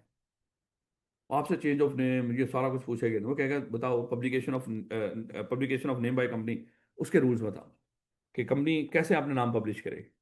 तो ये पूछ लेगा तो मेरे वहां से धड़ाल से हम कहेंगे ये क्या है, पब्लिश करेगी नाम, बस लिखेगी, नाम लिखेगी, अपनी हर जगह पे नाम लिखेगी, जो जो दिमाग में आएगा वहां पे लिखेगी, जो दिख रहा हो वहां पे लिखेगी, क्योंकि आता तो है नहीं, पेज तो भरना है ना, है। कागज पे भी लिखेगी, किताब पे भी लिखेगी, कलम दुआत पे भी लिखेगी, है तो बस लिखते जा रहे हो, कोई समझ नहीं आ रहा कि हम लिख के आ रहे हैं। तो वहां पे यही बातें लिखनी होंगी जो यहाँ पे दिया हुआ है, publication of name by A company and penalty. अगर जब आप देखो, ये नाम चेंज से कोई ताल्लुक नहीं है इसका, ये लेदा टॉपिक है कि नाम की पब्लिकेशन कैसे करनी है, कहाँ कहाँ पे लिखना है, कैसे लिखना है, कि जहां पे भी कंपनी की प्लेस ऑफ बिजनेसेस होंगी वहां पे लाजमी तौर पे वाजे करके आपने उर्दू या इंग्लिश में आपने नाम लिखा, एन नहीं लिखा हुआ, और लिखा हुआ उर्दू या इंग्लिश के अंदर, आप कैरेक्टर्स के अंदर उसका नाम लिखो, और बड़ा वाजे अल्फाज के अंदर जहां पे उसको देखा जाए, और side the or the register office and every office or place in which business is carried on. एक तो हर जगह पे रजिस्टर ऑफिस और बाकी जगहों पे, और उसके बाद जो कंपनी का सर्टिफिकेट ऑफ इनकॉर्पोरेशन इशू होगा, इसको भी एवरी प्लेस ऑफ बिजनेस में वहां पे सर्टिफाइड कॉपी इसकी डिस्प्ले करें। तो ये भी बच्चे सर्टिफिकेट ऑफ इनकॉर्पोरेशन की कॉपी भी लगाएंगे, ये भी पब्लिकेशन में आएगा। और जो भी कंपनी डॉक्यूमेंट्स इशू करेगी, किसी तरह का कोई डॉक्यूमेंट हो, उसके ऊपर भी कंपनी अपना नाम लिखेगी, डॉक्यूमेंट जो भी इससे सारे जो भी हो सकते हैं उसके मैक्सिमम नाम लिखें, और name and particulars on documents. और जो ये इसकी मैंने आपको बताया था, ये लेटर हेड की बात कर रहा है, आपने लेटर हेड नहीं वहां पे देना, लेकिन बहरहाल ये बात किसकी हो रही है, लेटर हेड की। तो जो कंपनी का लेटर हेड होगा उसके ऊपर भी कंपनी अपना नाम भी लिखेगी, उसमें अपना अता पता, फैक्स नंबर, कॉन्टैक्ट नंबर, सारा कुछ ये भी लिखेगी। तो name and particulars on documents. और पेनल्टीज, अगर ऊपर की बातें ना मानी तो लेवल 1 की पेनल्टी होगी। और जो भी डॉक्यूमेंट आप इशू करेंगे उसके ऊपर अगर किसी बंदे ने कंपनी का नाम नहीं लिखा, तो जो बंदा वो डॉक्यूमेंट इशू कर रहा है उस पर अगर कोई लायबिलिटी है उस डॉक्यूमेंट में, तो उसके लिए वही जिम्मेदार होगा जिसने वो डॉक्यूमेंट इशू किया होगा, कंपनी जिम्मेदार नहीं होगी। तो ऐसा डॉक्यूमेंट जिसके ऊपर कंपनी का नाम ही ना हो, कोई लायबिलिटी इंकर हो रही हो, तो वहां पे वो बंदा जिम्मेदार होगा, कंपनी जिम्मेदार नहीं होगी। Register office and principal line of business clause, इसको अगर हमने चेंज करना हो, अच्छा एक और चीज देखना, मैंने आपको एक चीज बताई थी, जैसे यहाँ पे लिखा हो register office and principal line of business, ये मेमोरेंडम की क्लॉजेस की बात हो रही है या जनरल बात हो रही है रजिस्टर ऑफिस और प्रिंसिपल लाइन ऑफ बिजनेस की, या क्लॉजेस की बात कर रहे हैं? ये जनरल बात कर रहे हैं, क्योंकि हमने डिस्कस किया था जब मेमोरेंडम की बात करेगा 7 वर्ड क्लॉज लाजमी आएगा। यहाँ पे होता है register office clause, principal line of business clause, तो फिर हम कहते हैं कि मेमोरेंडम की बात हो रही है। वही बात, अगरचे वहां पे यही है, लेकिन बच्चे बात तो मेमोरेंडम की नहीं है ना, ये तो जनरल बात कर रहा होगा। लेकिन अगर क्लॉज नहीं लिखा हुआ तो जनरल बात है, अगर क्लॉज लिखी हुई है तो पक्की बात है, अब वो मेमोरेंडम की बात करेंगे। तो ये ध्यान देना मेरे बच्चों। तो register office and principal line of business, register office of a company, यहाँ पे हमने डिस्कस किया था किसी भी कंपनी का लाजमी तौर पे पाकिस्तान में, अगर कोई कंपनी पाकिस्तान में इनकॉर्पोरेट हुई है, लाजमी तौर पे पाकिस्तान के अंदर ही उसका एक रजिस्टर ऑफिस भी होगा, उसका एक रजिस्टर ऑफिस भी होगा। एक रजिस्टर ऑफिस होगा, किसी भी कंपनी का सिर्फ एक रजिस्टर ऑफिस होता है। वो हेड ऑफिस भी हो सकता है, वो हेड ऑफिस को ही आप रजिस्टर ऑफिस का दर्जा दे दो, चाहे किसी और ऑफिस को रजिस्टर ऑफिस का दर्जा दे दो, लेकिन रजिस्टर ऑफिस वो होता है जो आप अथॉरिटीज को कम्युनिकेट करते हो उनके साथ किसी तरह की कॉरेस्पॉन्डेंस के लिए या बाकी दुनिया के साथ कॉरेस्पॉन्डेंस के लिए। तो किसी भी कंपनी का सिर्फ एक रजिस्टर ऑफिस होगा। और उसके बाद जो भी कंपनी का रजिस्टर ऑफिस होता है, आपने रजिस्ट्रार को नोटिफाई करना होता है, बताना होता है। सर बताना कब है? कहता है कि अगर तो पहला कंपनी का रजिस्टर ऑफिस बनाने जा रहे हैं, पहला पहला है, वो आपने कब इनकॉर्पोरेशन के बाद कब वो करोगे, नोटिफाई करोगे इनकॉर्पोरेशन के 30 दिनों के अंदर आपने कंपनी का पहला पहला रजिस्टर ऑफिस रजिस्ट्रार को नोटिफाई कर देना, सर ये हमारा रजिस्टर ऑफिस हो। अच्छा, इनकॉर्पोरेशन होगी आज 1 जनवरी को, इनकॉर्पोरेशन होगी 2026 को, कब तक आपने नोटिफाई करना है हमारा रजिस्टर ऑफिस कहाँ पे होगा? 30 दिनों तक, मान लो 30 जनवरी तक। सर 30 जनवरी तक रजिस्ट्रार ने अगर कोई आपको कोई खतो किताबत करनी हो, वो किस जगह पे करेगा? हाँ, वो कॉरेस्पॉन्डेंस का जो एड्रेस हमने शुरू के अंदर दिया था इनकॉर्पोरेशन के वक्त, तो कॉरेस्पॉन्डेंस का एड्रेस ही यहाँ तक यूज हो रहा होगा जब तक आपने उसको रजिस्टर ऑफिस का नहीं बताया। तो पहला रजिस्टर ऑफिस आपने 30 दिनों के अंदर बताना है। उसके बाद जब भी रजिस्टर्ड ऑफिस में तब्दीली होगी, जिस दिन तब्दील कर लोगे, तब्दील होने के 15 दिनों के अंदर लाजमी रजिस्ट्रार को बता दिया करें। यानी कि आज ही हम यहाँ लाहौर से उठ के यहाँ पे गुजरांवाला में आ गए, मैं क्लॉज की बात नहीं कर रहा, मैं रजिस्टर ऑफिस चेंज करने की बात कर रहा हूँ, सिर्फ एड्रेस चेंज कर रहे हैं। क्लॉज चेंज होगी कि नहीं वो बाद में देखेंगे। जब भी रजिस्टर ऑफिस में चेंज होगा, तो रजिस्टर ऑफिस लाजमी तौर पे मेरे बच्चे जिस दिन तब्दील कर लोगे उसके 15 दिनों के अंदर रजिस्ट्रार को बताना। पहला पहला 30 दिन, क्योंकि अभी नए बने हो, पहला रजिस्टर ऑफिस बनाने में टाइम लगता है, तो उसके लिए ज्यादा दिन है, डबल दिन है, 30 दिन है। उसके बाद जब भी तब्दीली होगी, आपने लाजमी रजिस्ट्रार को 15 दिनों के अंदर, रजिस्ट्रार को तब्दीली के 15 दिनों के अंदर बता देना है। उसके बाद notice of change and special resolution, अगर रजिस्टर ऑफिस चेंज करना चाहे, अगेन हम क्लॉज की बात नहीं कर रहे अभी, हम जनरल बात कर रहे हैं। रजिस्टर ऑफिस कभी भी चेंज हो, अज्यूम कर लो यहाँ पे पहले हमारा रजिस्टर ऑफिस था 58 Aibak block, new garden town Lahore. 58 Aibak block, ये बहुत अहम है मेरे को, बड़ा ध्यान रखना है इसके ऊपर, यह एक आपका बड़ा फेवरेट है। हमारा रजिस्टर ऑफिस है यहाँ पे लाहौर में 58 Aibak block, new garden Lahore. और हम यहाँ से लाहौर से निकल के जा रहे हैं, मेरे 58 एबक ब्लॉक से निकल के जा रहे हैं 23C मॉडल टाउन लाहौर। हम ये मॉडल टाउन लाहौर में जा रहे हैं मेरे। क्या हमारा रजिस्टर ऑफिस चेंज हो रहा है? रजिस्टर ऑफिस तो चेंज हो रहा है ना, निश्चय हो, इसमें कोई देखने दुखने की जरूरत है? रजिस्टर ऑफिस क्या अभी वहीं पे 58 में पड़ा हुआ? अब कहां पे चला गया, 23C मॉडल टाउन में चला गया, पक्की बात है चेंज हुआ है। आप कहेंगे नहीं सर, सोच रहे हैं, कोई सोचने की क्या बात है, चेंज हो गया। 58 से 57 में भी चले गए हो, चेंज हुआ है। बात समझ आ रही है कि नहीं?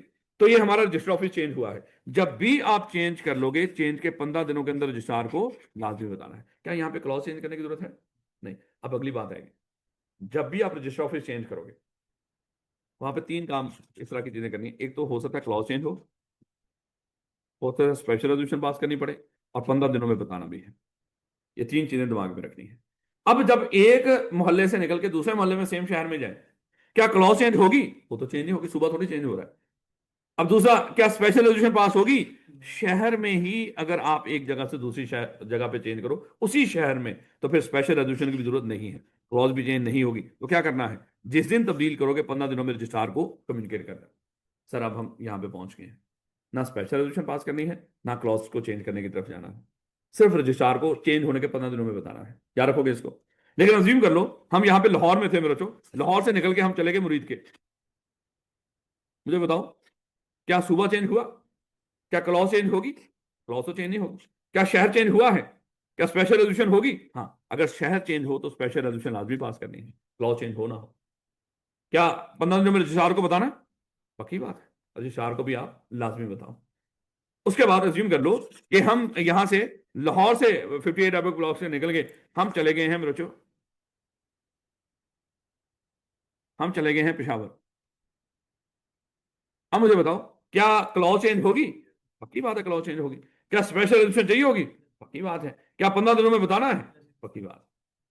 याद रखोगे मेरे बच्चों? अब ये ध्यान रखना है, उसी शहर में चेंज हो तो सिर्फ 15 दिनों में बताओ। शहर मेरे बच्चे अगर तब्दील हो गया है, सुबह वही है, स्पेशल रेजोल्यूशन और 15 दिनों में बताओ। अगर सुबह भी चेंज हो गया तो फिर आपने क्लॉज चेंज करने का प्रोसेस भी बीच में रखा, और बाकी काम तो अपनी जगह पे।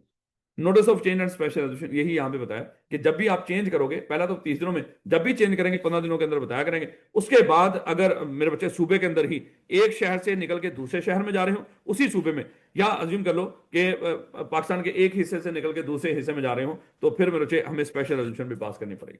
लेकिन जब पाकिस्तान के एक हिस्से से दूसरे हिस्से में जाएंगे तो क्लॉज भी चेंज हो। ये तो सर स्पेशल रेजोल्यूशन की बात करें। स्पेशल रेजोल्यूशन कब पास करनी है? तभी पास करनी है जब एक शहर से निकल के उसी सूबे में दूसरे शहर में जाए, या एक सूबे से निकल के, एक सूबे के शहर से निकल के किसी दूसरे सूबे के शहर में या कश्मीर में जा रहे हो, या वहां पे भी स्पेशल रेजोल्यूशन हो। लेकिन साथ क्या होगा, अब क्लॉज भी चेंज हो। तो क्लॉज कब चेंज होती है मेरे बच्चों? अगर अज्यूम कर लो हम यहाँ पे पंजाब में थे, लाहौर में थे, तो हमने क्या लिखा होगा वहां पे मेमोरेंडम क्लॉज में, क्या हमारा रजिस्टर ऑफिस कहाँ पे सिचुएटेड है? इन द प्रोविंस ऑफ पंजाब। अब हम चले गए हैं इस्लामाबाद, क्या हमारा रजिस्टर ऑफिस अभी भी प्रोविंशियल पंजाब में सिचुएटेड है? नहीं। अब रचे क्या करना पड़ेगा, हमें क्लॉज चेंज करनी होगी। अब हमें क्लॉज में लिखना पड़ेगा कि our register office situated in the Islamabad capital territory. अब हमें वो लिखना पड़ेगा। अब वो जब आपने लिखना है तो अच्छे पक्की बात है, अब आपको क्या करना पड़ेगा, क्लॉज को चेंज करना हो। जब क्लॉज को चेंज करेंगे स्पेशल रेजोल्यूशन, उसके बाद, लेकिन अब यहाँ पे जरा तरीका खा देख लो कि स्पेशल रेजोल्यूशन नहीं, खाली कंपनी क्या करेगी, स्पेशल रेजोल्यूशन पास करेगी। स्पेशल रेजोल्यूशन पास करने के बाद अप्लाई करेगी एसएससीपी को, रजिस्ट्रार के पास नहीं जाना। नाम तब्दील करने के लिए एसएससीपी रजिस्ट्रार के पास जाएंगे, लेकिन जब रजिस्टर्ड ऑफिस क्लॉज चेंज करनी है तो आपने जाना है एसएससीपी के पास। हमने कहा था रजिस्टर्ड ऑफिस एक बड़ा काम है, ये नाम से बड़ा काम है। यहाँ पे वो जो आपका रजिस्ट्रार है उसका पर्सनल मामला हो सकते हैं आपके साथ, आपको अपने इलाके से जाने ना दे, इस तरह के मामला हो सकते हैं कि आप मेरा इलाका छोड़ के शायद आप किसी दूसरे रजिस्ट्रार के पास जा रहे हैं। तो वहां पे मेरे बच्चों, अगर आपने रजिस्टर ऑफिस क्लॉज को चेंज करना है तो आपको स्पेशल रेजोल्यूशन पास करके अप्लाई करना पड़ेगा एसएससीपी। फिर हमने कहा था एसएससीपी जब यहाँ पे आपको इजाजत देगा, इजाजत देता हुआ 2 लोगों की इंटरेस्ट को देखेगा, 2 लोगों की इंटरेस्ट को देखेगा, खास तौर पे मेंबर्स की इंटरेस्ट को देखेगा और क्रेडिटर्स की इंटरेस्ट को देखेगा, क्योंकि रजिस्टर ऑफिस जब चेंज होता है तो ये दोनों इफेक्ट होते हैं। रजिस्टर ऑफिस जहां पे हो, अगर कंपनी वो लिस्टेड है तो उसका जो जनरल मीटिंग है वहीं पे होगी, एजीएम, जहां पे उसका रजिस्टर ऑफिस हो, और भी बड़े सारे मामला होते हैं इस तरह। इसलिए कानून कहता है कि एक तो सबसे पहले 2 लोगों की इंटरेस्ट को एससीसीबी देखेगा, मेंबर्स और क्रेडिटर्स, इनकी इंटरेस्ट को देखते हुए जो इनको फायदा होगा, जिसमें अगर हो सकता है कि वो कंपनी को कुछ हदायत भी दे, अगर इनको बुलाएगा वो इनसे पूछेगा, अच्छा भाई आप लोगों को इतराज तो नहीं, कंपनी मेरे पास आई है, वो कहती है कि हमने रजिस्टर ऑफिस क्लॉज चेंज करने लगे, तो आप बताएं आपको कोई मसला मसाला तो नहीं? अगर इन्होंने कहा कि कुछ है, हो सकता है जब ये ऑर्डर करेगा, जब ये ऑर्डर करेगा तो कंडीशनल ऑर्डर करेगा, साथ किसी तरह की हदायत भी देगा कंपनी को, ये काम कर लो, इजाजत दे रहा हूं मैं आपको। तो एसएससीपी जब ऑर्डर पास करेगा, जिस दिन ऑर्डर पास करेगा ऑर्डर पास होने के 7 दिनों के अंदर अंदर, जिस दिन ऑर्डर पास हुआ है, 1 जनवरी को ऑर्डर पास हुआ है तो 7 जनवरी तक, तो 7 जनवरी तक इसकी कॉपी कंपनी को भी दे देगा और रजिस्ट्रार को भी दे देगा। जिस दिन ऑर्डर पास हुआ है, 1 जनवरी को ऑर्डर पास हुआ तो 7 जनवरी तक इसकी कॉपी कंपनी को भी चली जाएगी ऑर्डर की और रजिस्ट्रार को भी चली जाएगी। अब मेरे से कंपनी क्या करेगी, मेमोरेंडम अपना पकड़ेगी, इजाजत तो मिल गई है उसको, मेमोरेंडम पकड़ेगी और उसकी जो रजिस्टर ऑफिस क्लॉज जहां पे पहले पंजाब लिखा आ रहा था, अब उसकी जगह पे क्या करेगी, उसकी जगह पे अज्यूम कर लो हम गए हैं इस्लामाबाद में, तो आईसीटी जो भी इस्लामाबाद कैपिटल टेरिटरी वो लिख देगी कि हमारा ऑफिस अब यहाँ पे सिचुएटेड है, या पेशावर में तो वो लिख देंगे। और अब ये चेंज मेमोरेंडम, ये जो नया मेमोरेंडम है, किसको जमा करवा देगी, रजिस्ट्रार को। लेकिन कितने दिनों में करवाएगी, जिस दिन ऑर्डर इशू हुआ है उसके 30 दिनों में, यानी कि 1 जनवरी के 30 दिनों के अंदर, मतलब 30 जनवरी तक। ये याद रखना आपने कि 1 जनवरी के 7 दिनों में ऑर्डर की कॉपी जाएगी कंपनी को भी और रजिस्ट्रार को भी। फिर उसी दिन के 30 दिनों के अंदर कंपनी ने चेंज मेमोरेंडम जमा करवा देना रजिस्ट्रार को, मेमोरेंडम को अपडेट करके रजिस्ट्रार को जमा करवा देगी। तो ये मेरे बच्चे हमारा ये प्रोसेस कंप्लीट होगा। क्या रजिस्टर ऑफिस क्लॉज चेंज हो सकती है? बिल्कुल।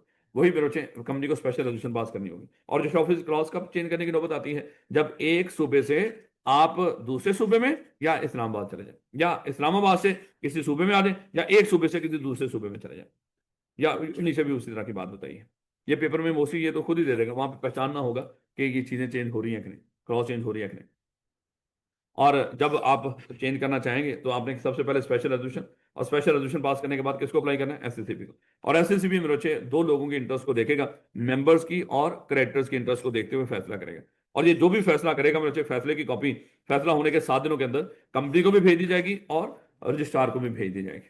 और फिर कंपनी की जिम्मेदारी शुरू हो जाएगी कि कंपनी फैसले के ही 30 दिनों के अंदर, यानी कि 1 जनवरी को अगर फैसला हुआ तो 7 दिनों तक कॉपी मिल गई होगी, तो फिर 30 जनवरी तक उन्होंने क्या करना है, उस चेंज मेमोरेंडम को रजिस्ट्रार को जमा करवा देना। अगर ये काम ना हुआ, ये सारा प्रोसेस नल एंड वॉइड हो जाएगा। अगर ये कंपनी 30 दिनों में ये काम ना कर सकी, मेमोरेंडम चेंज करके रजिस्ट्रार को जमा ना कराए, सब कुछ खत्म हो जाएगा। तो बेहतर ये है कि कंपनी मजीद एससीसीपी से अप्लाई करके इसमें एक्सटेंशन भी ले सकती है, एक्सटेंशन भी मिल सकती है इसके अंदर। ट्रांसफर ऑफ रिकॉर्ड, जब आप एक रजिस्टर ऑफिस से निकल के दूसरे वो जाएंगे, यानी कि एक रजिस्ट्रार से निकल के दूसरे, अगर रजिस्ट्रार आपका चेंज होगा, जैसे हम पीछे पढ़ गए ना, रजिस्ट्रार ऑफिस कहाँ कहाँ पे है, लाहौर में भी है, पेशावर में भी है, चारों सूबों के कैपिटल में तो है, इस्लामाबाद में भी है, उसके बाद सखर भी है, फैसलाबाद भी है, तो ऐसी जगहों पर भी है। तो अगर आप एक रजिस्ट्रार की जुरिस्डिक्शन से निकल के दूसरे रजिस्ट्रार की जुरिस्डिक्शन में चलेंगे, तो आपका रिकॉर्ड भी डेफिनेटली दूसरे रजिस्ट्रार के पास ट्रांसफर कर दिया जाएगा। और अल्टरेशन ऑफ प्रिंसिपल है, ये सिंपल है, यानी कि अगर आप principal line of business clause change करना चाहें तो कैसे करेंगे भाई, स्पेशल रेजोल्यूशन पास करेंगे। स्पेशल रेजोल्यूशन पास करने के बाद आपने एससीसीपी को नहीं अप्लाई करना, आप मेमोरेंडम को चेंज करो, उसमें principal line of business clause को चेंज करो, और मेरे से जाके रजिस्ट्रार को सिर्फ 30 दिनों में जमा करवा दो। आपने कुछ भी नहीं करना, किसी से इजाजत लेने की जरूरत नहीं है, ये घर का मामला है। Principal line of business clause को चेंज करना हो तो क्या करना होगा, स्पेशल रेजोल्यूशन, और जिस दिन स्पेशल रेजोल्यूशन पास की होगी उसके 30 दिनों के अंदर मेमोरेंडम को चेंज करके, प्रिंसिपल लाइन ऑफ बिजनेस को चेंज करके सिर्फ रजिस्ट्रार को जमा करवा देना, आपका जो principal line of business clause change हो जाएगी। तो ये ध्यान रखना चाहिए, इसमें किसी के पास जाने की जरूरत नहीं। नाम के लिए किसके पास गए थे, रजिस्ट्रार के पास, उससे रिटर्न परमिशन ली थी। रजिस्टर ऑफिस क्लॉज को चेंज करने के लिए एससीसीपी के पास गए थे, और उसने फिर वो सारा हमने डिस्कस किया। Principal line of business clause change करने के लिए किसी के पास जाने की जरूरत नहीं, स्पेशल रेजोल्यूशन पास करो, चेंज करो, और 30 दिनों के अंदर अमेंडेड मेमोरेंडम रजिस्ट्रार को जमा करा दो, ये मामला खत्म हो जाएगा। चेंज ऑफ नेम में भी डायरेक्टेड बाय रजिस्ट्रार, हाँ ये भी बात लिखनी है साथ, जब आप principal line of business clause को चेंज करोगे तो हो सकता है आपका अब नाम और काम आपस में मैच ना करते हो। अगर नाम और काम आपस में मैच नहीं करेंगे तो फिर मेरे बच्चे आपको हो सकता है कि नाम भी चेंज करना। तो प्रिंसिपल लाइन ऑफ बिजनेस में ये ध्यान रखना। कोई सवाल तो नहीं, कोई चीज? खाली रजिस्टर्ड ऑफिस जो है इन द सिटी, उसके लिए किसके पास जाएंगे, उसके लिए किसी के पास नहीं। उसमें ना स्पेशल रेजोल्यूशन पास करनी है, बस चेंज कर लो, सिर्फ रजिस्ट्रार को जगह बता दो, अब हमारा रजिस्टर ऑफिस ये मॉडल टाउन से निकल के यहाँ पे कलमा चौक पे आ गया, बस आपने जगह बतानी और तो फिर रजिस्ट्रार को कम्युनिकेट करनी है, वो भी 15 दिनों में, जिस दिन चेंज कर लोगे, किसी से इजाजत नहीं लेनी। ले बेटा, ये हमने डिस्कस किया था, ये भी आपसे पूछ सकते हैं। एक कंपनी अच्छा खासा कारोबार कर रही थी, अच्छा खासा कारोबार कर रही थी, कारोबार करते करते वो कहेगा कारोबार कर रही थी, मान लो कि ये टेक्सटाइल का कारोबार करते थे, ये सोच रहे हैं कि ऐसा करते हैं हम कोई एसोसिएशन नॉट फॉर प्रॉफिट बना लेते हैं, या हम कोई और पेट्रोल पंप खोल लेते हैं, या हम कोई और इस तरह का काम करते हैं। यानी कि कंपनी ऑलरेडी एक कारोबार कर रही है, वो कारोबार करते करते कोई ऐसी बिजनेस एक्टिविटी अडॉप्ट करती है, कोई ऐसी बिजनेस एक्टिविटी अडॉप्ट करती है जिसके लिए उसको अलग से, कोई ऐसी बिजनेस एक्टिविटी अडॉप्ट करती है जिसके लिए उसको अलग से किसी से परमिशन लेने की जरूरत हो, लाइसेंस, रजिस्ट्रेशन या अप्रूवल की जरूरत हो।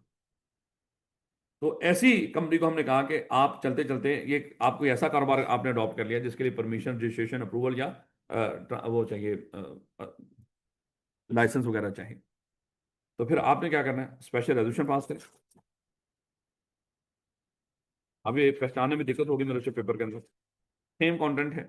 ऐसी कंपनी जो चलते चलते कोई ऐसी बिजनेस एक्टिविटी अडॉप्ट कर ले। अब ध्यान रखना, ये कंपनी जब अपना कारोबार बदलेगी ना, तो फिर वहां पे एक्चुअली ये पूछने जा रहा होगा और हमें लगेगा कि शायद प्रिंसिपल लाइन बिजनेस चेंज हो रही है। एक कंपनी अपना कारोबार बदल रही है और कारोबार चेंज करके कोई ऐसा कारोबार करने जा रही है जिसके लिए लेदर से कहीं से लाइसेंस चाहिए होगा, यानी कि एसोसिएशन आफ्टर प्रॉफिट शायद बनने जा रही हो, या कुछ और एक्टिविटी, या परमिशन कहीं और से चाहिए होगी वो कारोबार करने के लिए, या अप्रूवल चाहिए होगी, रजिस्ट्रेशन चाहिए होगी। तो हम कहेंगे सर आप कर सकते हो ये काम, लेकिन आपको सबसे पहले स्पेशल रेजोल्यूशन पास करनी होगी। स्पेशल रेजोल्यूशन पास करने के बाद एससीसीपी को अप्लाई करोगे। एससीसीपी क्या करेगा कि मेंबर्स और क्रेडिटर्स के इंटरेस्ट को देखते हुए वहां पे फैसला करेगा, और जिस दिन एससीसीपी ऑर्डर पास करेगा, ऑर्डर पास होने के 7 दिनों के अंदर उसकी कॉपी कंपनी को भी भेज दी जाएगी और रजिस्ट्रार को भी भेज दी जाएगी। अब फिर कंपनी क्या करेगी, जिस दिन वो ऑर्डर इशू हुआ होगा उसके 30 दिनों के अंदर चेंज मेमोरेंडम रजिस्ट्रार को जाके जमा करवा देगी। प्रोसेस सेम डेटो वही है जो रजिस्टर ऑफिस क्लॉज को चेंज करने का है। लेकिन ध्यान रखना कि पूछेगा जब ये, तो शायद हमें वैसे ही समझ नहीं आएगी कि वो पूछ क्या है। ये ना हो कि गलती कर दें हम principal line of business clause वहां पे समझ। ये बाकी सारी बातें, एक भी लफ्ज चेंज नहीं है जो ऊपर आपने पढ़ा है। ले बेटा, उसके बाद आर्टिकल ऑफ एसोसिएशन की अगर हम बात करें, तो आर्टिकल ऑफ एसोसिएशन में बच्चों इसका हम सेकेंडरी डॉक्यूमेंट भी कह सकते हैं। इसको बाई लॉस, जो मेनली डॉक्यूमेंट, इसको by loss of the company भी कहते हैं, क्योंकि इसमें कंपनी को चलाने के सारे रूल्स लिखे होते हैं। हमने कहा था मेमोरेंडम बनाने में मदद करेगा। कंपनी को चलाने के लिए जो डॉक्यूमेंट चाहिए मेरे बच्चे, वो हमारे आर्टिकल ऑफ एसोसिएशन। अब रजिस्ट्रेशन ऑफ आर्टिकल्स, क्या आर्टिकल्स को रजिस्टर करवाना जरूरी है मेरे बच्चे? डेफिनेटली हर कंपनी लाजमी तौर पे आर्टिकल्स को रजिस्टर करवाएगी। स्वाय मेरे बच्चे वो हम डिस्कस करेंगे। कुछ कंपनियों के लिए ऑप्शनल है, वो ऑप्शनल क्या है वो भी हम देखेंगे। और एक लाइन हमने बार बार पढ़ी थी कि, और इसको डिस्कस किया था रेगुलर क्लास में, कि आर्टिकल्स हर कंपनी लाजमी तौर पर अपने आर्टिकल्स बनाएगी, और कुछ के लिए ऑप्शन होगा, वो ऑप्शन का भी हम देखेंगे। और जब आर्टिकल्स आप बनाएंगे तो आर्टिकल्स स्ट्रिक्ट होने चाहिए मेमोरेंडम और कंपनी एक्ट से, वो फ्लेक्सिबल नहीं हो सकते। यानी कि कंपनी एक्ट से आर्टिकल स्ट्रिक्ट हो सकते हैं, फ्लेक्सिबल नहीं हो सकते। यानी कि आप अपने लिए मुश्किल पैदा करना चाहें तो कर सकते हैं, लेकिन आसानी पैदा नहीं कर सकते। जैसे कहीं पे कंपनी लॉ कहता है कि आप ये फलाना डॉक्यूमेंट्स हमारे पास आके जमा कराओगे 10 दिनों में। अब जैसे 10 दिनों में आपने जमा कराना ही कराना है। आप कहेंगे कि हम करवाएंगे 7 दिनों में, 7 दिन पहले जमा कराएंगे। आप अपने लिए फ्लेक्सिबिलिटी पैदा कर लिए यहाँ पे। यानी कि आप 10 दिनों के बजाय 7 दिन पहले भी जा सकते हैं, अपने लिए तो फ्लेक्सिबिलिटी पैदा कर ली ना। लेकिन अगर आप कहें कि हम जमा करा देंगे 30 दिन पहले, कानून कहता है बड़ी जबरदस्त बात है, मसला ही कौन, खुद ही फंसे हो ना। अब वो डॉक्यूमेंट आपने हमारे पास कब लेकर आना? 30 दिन पहले। जैसे कंपनी लॉ कहता है कि आपने कम से कम 3 डायरेक्टर रखे हैं, आप कहते हैं हम 4 रखें, कंपनी कहना ठीक है फंस दो। लेकिन आप कहेंगे 2 रखेंगे, तो फिर आप दिक्कत है। यहाँ पे आप फ्लेक्सिबल कर रहे हो आर्टिकल्स को, कंपनी एक्ट की खिलाफवर्जी कर रहे हो। तो आर्टिकल स्ट्रिक्ट हो सकते हैं, फ्लेक्सिबल नहीं हो सकते। यानी कि अपने लिए आसानी पैदा नहीं कर सकते कंपनी लॉ की निस्बत, हाँ मुश्किल पैदा करना चाहें तो आप कर सकते हैं। और सुन रही थी बेचारे दी, हाँ? क्या कहना चाह रहे हैं? दे यार उन्होंने इसका दोबारा से। कौन? जाओ फिर।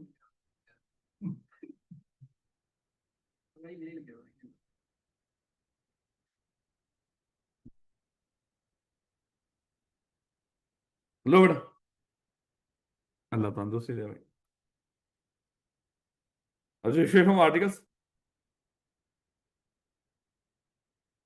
कहता है क्या आर्टिकल्स रजिस्टर करवाने? कहता है बिल्कुल, हर जो आर्टिकल हर कंपनी बनाकर रजिस्टर करवाएगी। जब आर्टिकल बनाएंगे तो सारे सब्सक्राइबर द मेमोरेंडम वो आर्टिकल को भी साइन करें। अब देखो ना, पेपर में पूछेगा आर्टिकल को कौन साइन करेगा, नीचे लिखा होगा सब्सक्राइबर टू द मेमोरेंडम। हम कहेंगे नहीं नहीं, सब्सक्राइबर टू द आर्टिकल्स करेंगे साइन, है मेमोरेंडम थोड़ी करेंगे। उन्हें चाहिए इसको सब्सक्राइबर टू द मेमोरेंडम ही आर्टिकल्स को साइन करते हैं, ये ध्यान रखना है आपने।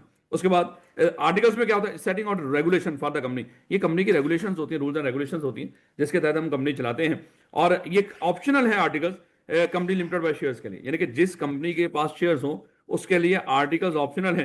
ऑप्शनल से मुराद क्या है? चाहे वो खुद के आर्टिकल्स बना लें, चाहे बने बनाए अडॉप्ट कर लें, आर्टिकल्स तो हर सूरत होंगे। ये नहीं होगा कि आर्टिकल्स नहीं होंगे। बस फर्क क्या है, खुद के बना लो या बने बनाए हमारे पास पड़े हुए उन्हीं को अडॉप्ट कर लो। लेकिन अगर कोई कंपनी मेरे बच्चे गारंटी लिमिटेड हो या अनलिमिटेड लायबिलिटी वाली कंपनी, इन्होंने लाजमी खुद के ही आर्टिकल बना के रजिस्टर करवाने हैं। इनके लिए बने बनाए आर्टिकल्स अवेलेबल नहीं होंगे। यानी कि यहाँ पे आसानी पैदा कर दी, क्योंकि mostly company having share capital होती है, उनके आर्टिकल मिलते जुलते ही होते हैं, इसलिए यहाँ पे पहले से बना के हमारे पास एसएसबी की तरफ से आर्टिकल बने बनाए पड़े होते हैं कंपनी हैविंग शेयर कैपिटल्स के लिए। हम कहते हैं या तो अपने आर्टिकल बना लो, या आप खाली हाथ पे आ जाए मेमोरेंडम लेकर या बाकी डॉक्यूमेंट्स लेकर, मेमोरेंडम के साथ आर्टिकल ना लेकर आए तो हमारे पास बने बनाए पड़े हैं, आप यही आर्टिकल्स के तौर पे इसको अडॉप्ट कर सकते हैं। जैसे आप यहाँ पे आए, आपकी कंपनी मान लो कि गारंटी लिमिटेड नहीं है बल्कि हैविंग शेयर कैपिटल, आप अपने सारे डॉक्यूमेंट्स लेकर आए, आर्टिकल नहीं लेकर आए, तो मैंने आपसे पूछा हाँ भाई आर्टिकल, आपने कहा कि सर वो तो हम नहीं लेकर आए क्योंकि हम हैविंग शेयर कैपिटल है, हम चाहते हैं कि आपके ही बनाए हुए तो मैं क्या करूंगा, उन सब समझ लो कि मैंने अटैच कर दिए ये बने बनाए आर्टिकल्स, तो मैं कहूंगा ठीक हो गया, ये बने बनाए आर्टिकल्स, लेकिन आर्टिकल हर सूरत होंगे, कोई कंपनी बगैर मेमोरेंडम आर्टिकल के रजिस्टर्ड नहीं हो सकती। हाँ, एक कंपनी के पास ऑप्शन है, वो बने बनाए भी अडॉप्ट कर सकती है, लिमिटेड बाय शेयर कैपिटल, लेकिन बाकी दो कंपनियां अपने ही बनाकर वो रजिस्टर कराएंगी। तो जो कंपनी बने बनाए अडॉप्ट करना चाहती है उसको कहां से मिलेंगे, उसको टेबल ए से मिलेंगे। यानी कि ये बने बनाए आर्टिकल्स किस शक्ल में पड़े हुए हैं, फर्स्ट शेड्यूल के टेबल ए में बने बनाए आर्टिकल्स पड़े हुए हैं, आप उसको अडॉप्ट कर सकते हो। तो फिर आर्टिकल्स के अंदर मिलचे, अगर कोई कंपनी मान लो कि कहता है अनलिमिटेड कंपनी हो, company limited by guarantee, the article if the company has share capital shall the amount of, देखो वो कहता है कि अगर कोई कंपनी गारंटी लिमिटेड हो या अनलिमिटेड लायबिलिटी वाली कंपनी हो, तो और उसके पास शेयर भी हो, तो फिर वो उस कंपनी के लिए अलग से थोड़ा थोड़ी सी वो दे रहा है कि फिर वो अमाउंट ऑफ शेयर कैपिटल भी बीच में लिखेगी जिसके साथ वो, क्योंकि अपने आर्टिकल बनाएंगे ना, क्योंकि कंपनी हैविंग शेयर कैपिटल तो उसको जरूरत नहीं है, लेकिन ये दो कंपनियां अपने आर्टिकल बनाएंगी, जब ये आर्टिकल बनाएंगी तो इनके पास शेयर्स भी हो, गारंटी लिमिटेड हो शेयर्स भी हो, तो फिर वो शेयर्स की तादाद भी बताएंगी, और अगर शेयर्स ना हो, गारंटी लिमिटेड हो प्योर, तो फिर ये क्या करेंगे, मेंबर्स की तादाद बता के रजिस्टर्ड होंगे। इसलिए हमने कहा कि सर आप अपने आर्टिकल्स लेकर आओ, पता नहीं आप कितने उसके साथ मेंबर्स के साथ रजिस्टर्ड हो रहे हो, या मेंबर्स के साथ हो सकता है आपके पास शेयर कैपिटल भी हो, तो बेहतर यही है आप अपने आर्टिकल्स लेकर आएं। अगर हम खुद अपने आर्टिकल नहीं बनाते, यानी कि हमारी कंपनी हैविंग शेयर कैपिटल है, ये कंपनी हैविंग शेयर कैपिटल है, तो इसको खुद से आर्टिकल बनाने की जरूरत नहीं है, ये चाहे तो बने बनाए अडॉप्ट कर सकते हैं, चाहे तो खुद के बना ले। अब इसके पास तीन ऑप्शन है, या तो खुद के आर्टिकल बना ले, खुद के आर्टिकल बना ले, वो जो फर्स्ट शेड्यूल में पड़ा हुआ टेबल ए का वो अप्लाई नहीं होगा, ये पहला ऑप्शन है, तो फिर टेबल ए अप्लाई नहीं होगा। दूसरा क्या है कि ये अपने आर्टिकल ना बनाए, तो टेबल ए ही अडॉप्ट कर लेगी, मेरे डेफिनेटली वही अप्लाई हो जाएगा इसके ऊपर। तीसरा क्या है, ये टेबल ए ही अडॉप्ट करना चाह रहे हैं, लेकिन इसमें से कुछ चेंज कर लेते हैं, कुछ चीजें बीच में से निकाल देते हैं, कुछ चीजें बीच में से मॉडिफाई कर देते हैं, जो मॉडिफाइड टेबल ए रह जाएगा, जो रह जाएगा बाकी वो इसके क्या बन जाएंगे, उसके आर्टिकल बन जाएंगे। तो तीन तरीके से टेबल ए अप्लाई होता है।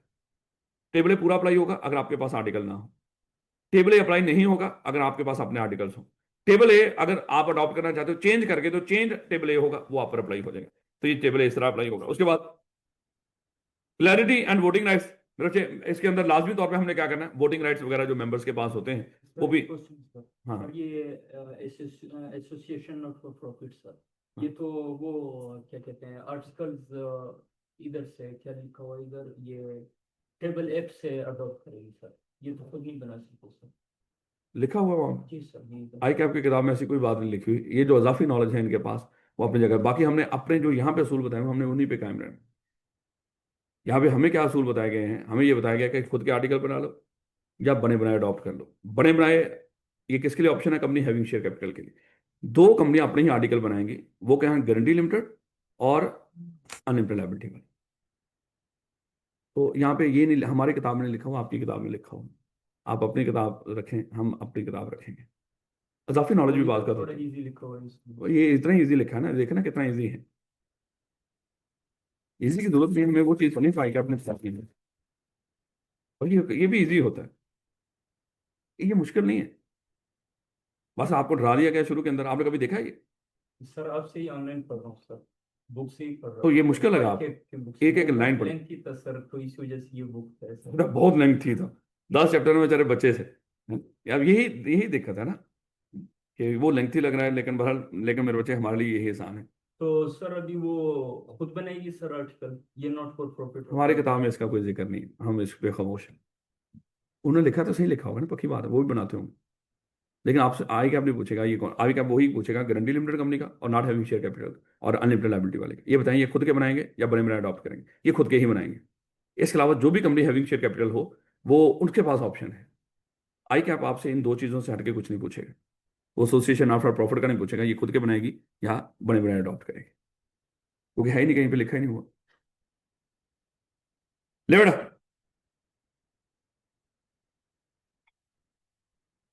तो साथ में रचे डेफिनेटली अगर आर्टिकल्स के अंदर ये भी लिखा होगा, अगर कंपनी के अगर डिफरेंट शेयर्स के वो है क्लासेस हैं, तो किस क्लास के साथ क्या वोटिंग राइट होते हैं, वो भी आर्टिकल्स के अंदर इस तरह की बात भी लिखी होती है।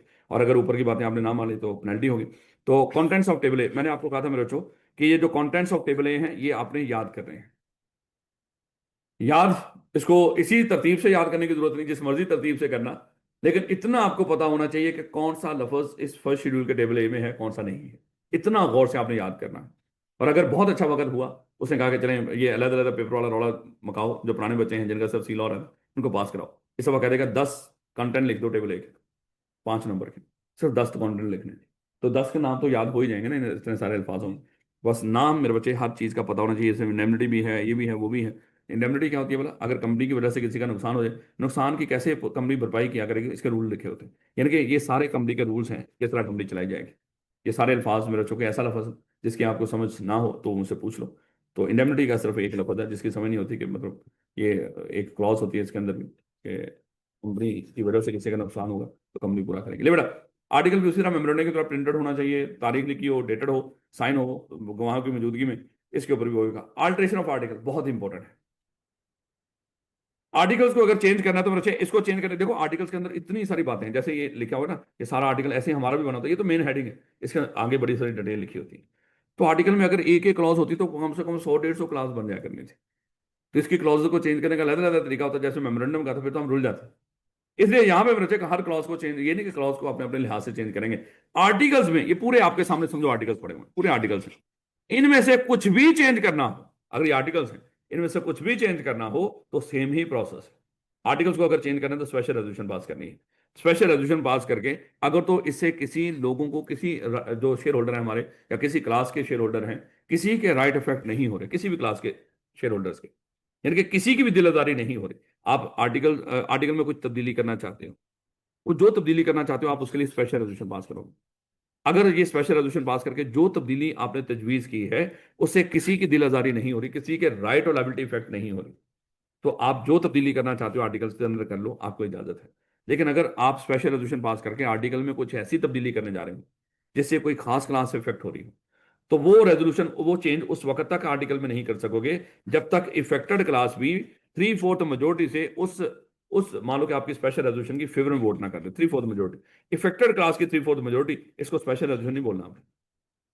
ये ना हो कि माशाल्लाह वहां पे अपना ही लॉ इजाद करके बैठे होते कि उस स्पेशल रेजोल्यूशन के लिए वो इफेक्टेड क्लास अपनी स्पेशल रेजोल्यूशन पास करेगी। कहेगा पुत्र तू अगस्त से वापस आ, तेन मैं दस है स्पेशल रेजोल्यूशन पास होनी है या नहीं होनी। तो जाहिर बात है कुछ चीजें बड़ी ब्लंडर्स होते हैं, गलतियां माफ होती हैं, ब्लंडर माफ नहीं होंगे। इसे वहां पे ब्लंडर नहीं करना कोई भी, बाकी कोई गलती मलती हो सकती है, वैसे ही 50 नंबर लेने हैं, 50 नंबर तो जानबूझ के भी गलत कर सकते हैं। अगर आपको लगे कि मैंने 100 नंबर का पेपर कर लिया, 50 नंबर बिल्कुल सही है, बाकी 50 पे आप खुद भी उसको कह सकते हैं अल्लाह इट्स ओके। नहीं ये करना नहीं है आप लोगों ने, इतने ओवर कॉन्फिडेंस नहीं होना। उन्हें कहना कि ये निशानी लगा दी आपने, आपने बताया ये आप हो, आपका पेपर ही कैंसिल। खैर मजाक कर रहा हूँ, इतनी मेरे बच्चे जज्बाती फैसला नहीं करना आप लोग। लेकिन बहर अगर आपने आर्टिकल को चेंज करना है तो क्या करेंगे, स्पेशल रेजोल्यूशन पास करेंगे। तो स्पेशल रेजोल्यूशन पास करके आप आर्टिकल के अंदर चेंज कर सकते हो। और उसके बाद अगर इसके ऊपर रिस्ट्रिक्शन भी है, आर्टिकल को चेंज करने के ऊपर क्या रिस्ट्रिक्शन पूछेगा, सिर्फ रिस्ट्रिक्शन पूछेगा, आर्टिकल को चेंज करने पे कुछ रिस्ट्रिक्शन है, हम बोलेंगे हाँ। अगर आर्टिकल चेंज करने जा रहे हो उससे कोई ऐसा चेंज है जिससे खास क्लास इफेक्ट हो रही है, फिर आप वो चेंज नहीं कर सकते उस वक्त तक जब तक वो इफेक्टेड क्लास भी 3/4 मेजोरिटी से उसकी फेवर में वोट नहीं कर देती। देखो प्रोहिबिशन नहीं है, रिस्ट्रिक्शन है। रिस्ट्रिक्शन वो काम जो हो सकता है, लेकिन उसके लिए कुछ मजीद आपको रिक्वायरमेंट पूरी करनी पड़े। उसके बाद फाइलिंग ऑफ टू रजिस्ट्रार, फिर जो भी आपने आर्टिकल में तब्दीली की होगी तो मेरे 30 दिनों के अंदर आप क्या करेंगे, आर्टिकल को चेंज करके रजिस्ट्रार को जमा करा देंगे। यानी कि अगर आज हमने आर्टिकल को चेंज किया है स्पेशल रेजोल्यूशन पास करके, किसी के खास क्लास इफेक्ट नहीं हुई, इफेक्ट हुई थी तो हमने 3/4 मेजोरिटी से उसको अप्रूवल ले ली थी उनसे, तो जब आप आर्टिकल को चेंज कर लोगे तो चेंज होने के 30 दिनों के अंदर रजिस्ट्रार को उसकी कॉपी जमा करवा दो। वो जनरल प्रोविजन मेमोरेंडम और आर्टिकल दोनों के लिए। एक तो एक्ट ओवरराइड, अब बच्चे इसमें भी कंफ्यूज करते हैं, सर इसकी बात समझ नहीं आ रही कि एक्ट ओवरराइड से मुराद क्या है। एक्ट ओवरराइड से मुराद क्या है कि देखो पाकिस्तान में सबसे जो अहम डॉक्यूमेंट है जो कंपनीज के लिए, वो है हमारा कंपनी एक्ट 2017। इसके अलावा पाकिस्तान के जो और अदर लॉज हैं वो मेरे बच्चे इसके बाद आएंगे, इसके मातहत होंगे हमेशा। उसके बाद मेरे बच्चे हमारी कंपनी का जो मेमोरेंडम है वो हमेशा कंपनी एक्ट और जो पाकिस्तान के अदर लॉज हैं उसका मातहत होगा। यानी कि मेमोरेंडम में कभी ऐसी बात नहीं लिख सकते जो हमारे मुल्क के बाकी कानून और कंपनी एक्ट जिसकी इजाजत ना देता हो। और उसके बाद मेरे बच्चे इसके मातहत होगा हमारा कंपनी का आर्टिकल्स।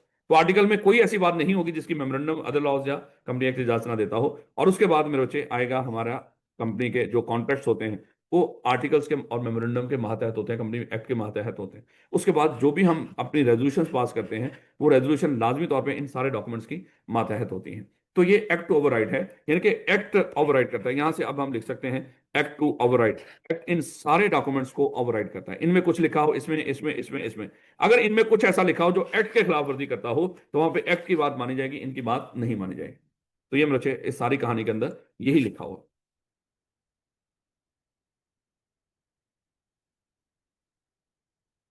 अगर कोई मेंबर मेमोरेंडम और आर्टिकल की कॉपी मांगना चाहता हो, क्या उसको मेमोरेंडम और आर्टिकल की कॉपी दे देंगे? बिल्कुल। मेंबर की बात हो रही है मेरे, नॉन मेंबर का यहाँ पे जिक्र नहीं है। तो मेंबर अगर कोई कॉपी मांगे तो उसको हम कॉपी दे दिया करेंगे, लेकिन उसको कहेंगे कि सर आप अप्लाई कर दो। जिस दिन अप्लाई करोगे, जबरदस्ती नहीं है कि आए फौरन से कॉपी मिले, आप अप्लाई कर दें। अप्लाई करने के बाद 14 दिन है, कंपनी 14 दिनों के अंदर मेमोरेंडम और आर्टिकल की कॉपी प्रोवाइड कर देगी। अच्छा, वैसे ही मैं बात कर रहा हूँ क्योंकि अब तो आपने पूरा पढ़ा हुआ ना। अगर इसको इस बंदे ने अप्लाई कर दिया आज के दिन के ऊपर और इसको हम मेमोरेंडम और आर्टिकल की कॉपी देने जा रहे हैं, कोई स्पेशल रेजोल्यूशन पास हुई है या कोई मेमोरेंडम और आर्टिकल में चेंज हुआ है इसकी अप्लाई करने के बाद, तो पुराने वाला मेमोरेंडम और आर्टिकल दें या नए वाला दें? नए वाला ही देंगे, हर सूरत नए वाला ही देंगे। खैर, और फीस भी चार्ज करनी है, छोटी छोटी चीजें पूछता है पेपर के अंदर। Effect of memorandum and article binding on company and members. Memorandum और आर्टिकल में जो भी लिखा होगा वो सारे मेंबर्स पर अप्लाई होगा। कोई वो मेंबर, उन पर मेंबर पे अप्लाई होगा जिन लोगों ने इस मेमोरेंडम और आर्टिकल को साइन किए होंगे। किन्होंने साइन किए होंगे? मेमोरेंडम टू सब्सक्राइबर टू, तो दिमाग बस बात कर सकूं, subscriber to the memorandum. Article को किसने साइन किया होगा? Subscriber to the memorandum. तो ये किन पर अप्लाई होगा मेमोरेंडम, मेमोरेंडम और article? Subscriber to the memorandum. क्या इसके अलावा बाकी लोगों पर भी अप्लाई होगा? कहता है जो बंदा भी कंपनी का मेंबर बना हो, चाहे वो सब्सक्राइबर टू द मेमोरेंडम हो, चाहे उसके बाद कभी भी जिसके पास कंपनी के शेयर्स घूम फिर के पहुंचे हो, मेमोरेंडम और आर्टिकल उन लोगों पर भी अप्लाई होगा। ऐसे अप्लाई होगा जैसे वो भी सब्सक्राइबर टू द मेमोरेंडम की तरह साइन करके बैठे हों उस मेमोरेंडम और आर्टिकल्स को। इनके कई लोग आएंगे ना, वो कंपनी रजिस्टर होने के बाद आएंगे, मेमोरेंडम और आर्टिकल को उन्होंने साइन ही नहीं किया, तो वो बाद में उसके शेयर होल्डर बने, कंपनी ने कभी शेयर इशू किए होंगे, वो कहेंगे सर हमारे ऊपर अप्लाई नहीं होता। क्यों नहीं अप्लाई होता? कहता है सर हमने कौन सा इसको साइन किया हुआ। हम तो फिर कह सकते हैं हमने कौन सा पाकिस्तान का जो 1973 का आइन था वो हमारे जब थे दुनिया पे उस वक्त बना, तो हमारे ऊपर भी अप्लाई नहीं होता। तो इसलिए उन्होंने कह दिया कि जो बंदा सब्सक्राइबर टू द मेमोरेंडम है उस पर भी अप्लाई होगा, और जो इसके बाद आने वाला कोई भी बंदा कंपनी का शेयर होल्डर बना होगा उस पर भी मेमोरेंडम और आर्टिकल ऐसे ही अप्लाई होंगे जैसे उन्होंने भी साइन किया है उसको। Money payable to be date. अगर कंपनी रजिस्टर्ड हो जाती है तो जो मेंबर ने शेयर लेने का वादा किया होता है वो अब उनकी तरफ कंपनी का उधार होता है, उन्होंने उसको उधार की तरह कंपनी को वापस करना है, पे करना है। उसके बाद अगर ऊपर की बातें ना माने तो लेवल 1 की penalty. Effect of alteration in memorandum article बड़ा अहम है। कहता है कि अगर मेमोरेंडम या आर्टिकल में आप कोई ऐसी तब्दीली करते हो जिससे कंपनी के करंट शेयर होल्डर्स को मजीद शेयर्स लेने के लिए मजबूर करते हो या मजीद गारंटी देने के लिए मजबूर करते हो, तो ये मजबूरी क्या उन पर अप्लाई होगी? देखो, हमने आज अभी हमने डिस्कस किया ऊपर परमिया कि मेमोरेंडम और आर्टिकल्स, इनमें जो भी लिखा होगा वो सारे मेंबर्स पर अप्लाई होगा, चाहे वो सब्सक्राइबर टू द मेमोरेंडम हो चाहे ना हो।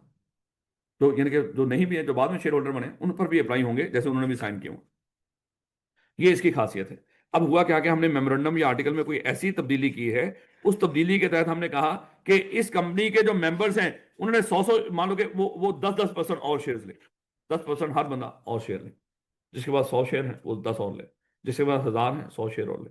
10% हर मेंबर मजीद शेयर लेगा, या 20-20 हजार की हर बंदा मजीद गारंटी देगा। अगर हम ये मेमोरेंडम में तब्दीली करके लिख दें, हमने अभी लाइन पढ़ी थी कि मेमोरेंडम और आर्टिकल मेंबर्स पर अप्लाई होते हैं। अब ये तब्दीली भी तो आपने कर दी है ना मेमोरेंडम और आर्टिकल में, क्या ये मेंबर्स पर अप्लाई होगी? कानून कहता है कि नहीं, ये तब्दीली एक्सेप्शन है। ये पूछ सकता है ना एक्सेप्शन, मेमोरेंडम और आर्टिकल में जो भी होगा वो मेंबर्स पर अप्लाई होगा। क्या इसकी कोई एक्सेप्शन है? हाँ।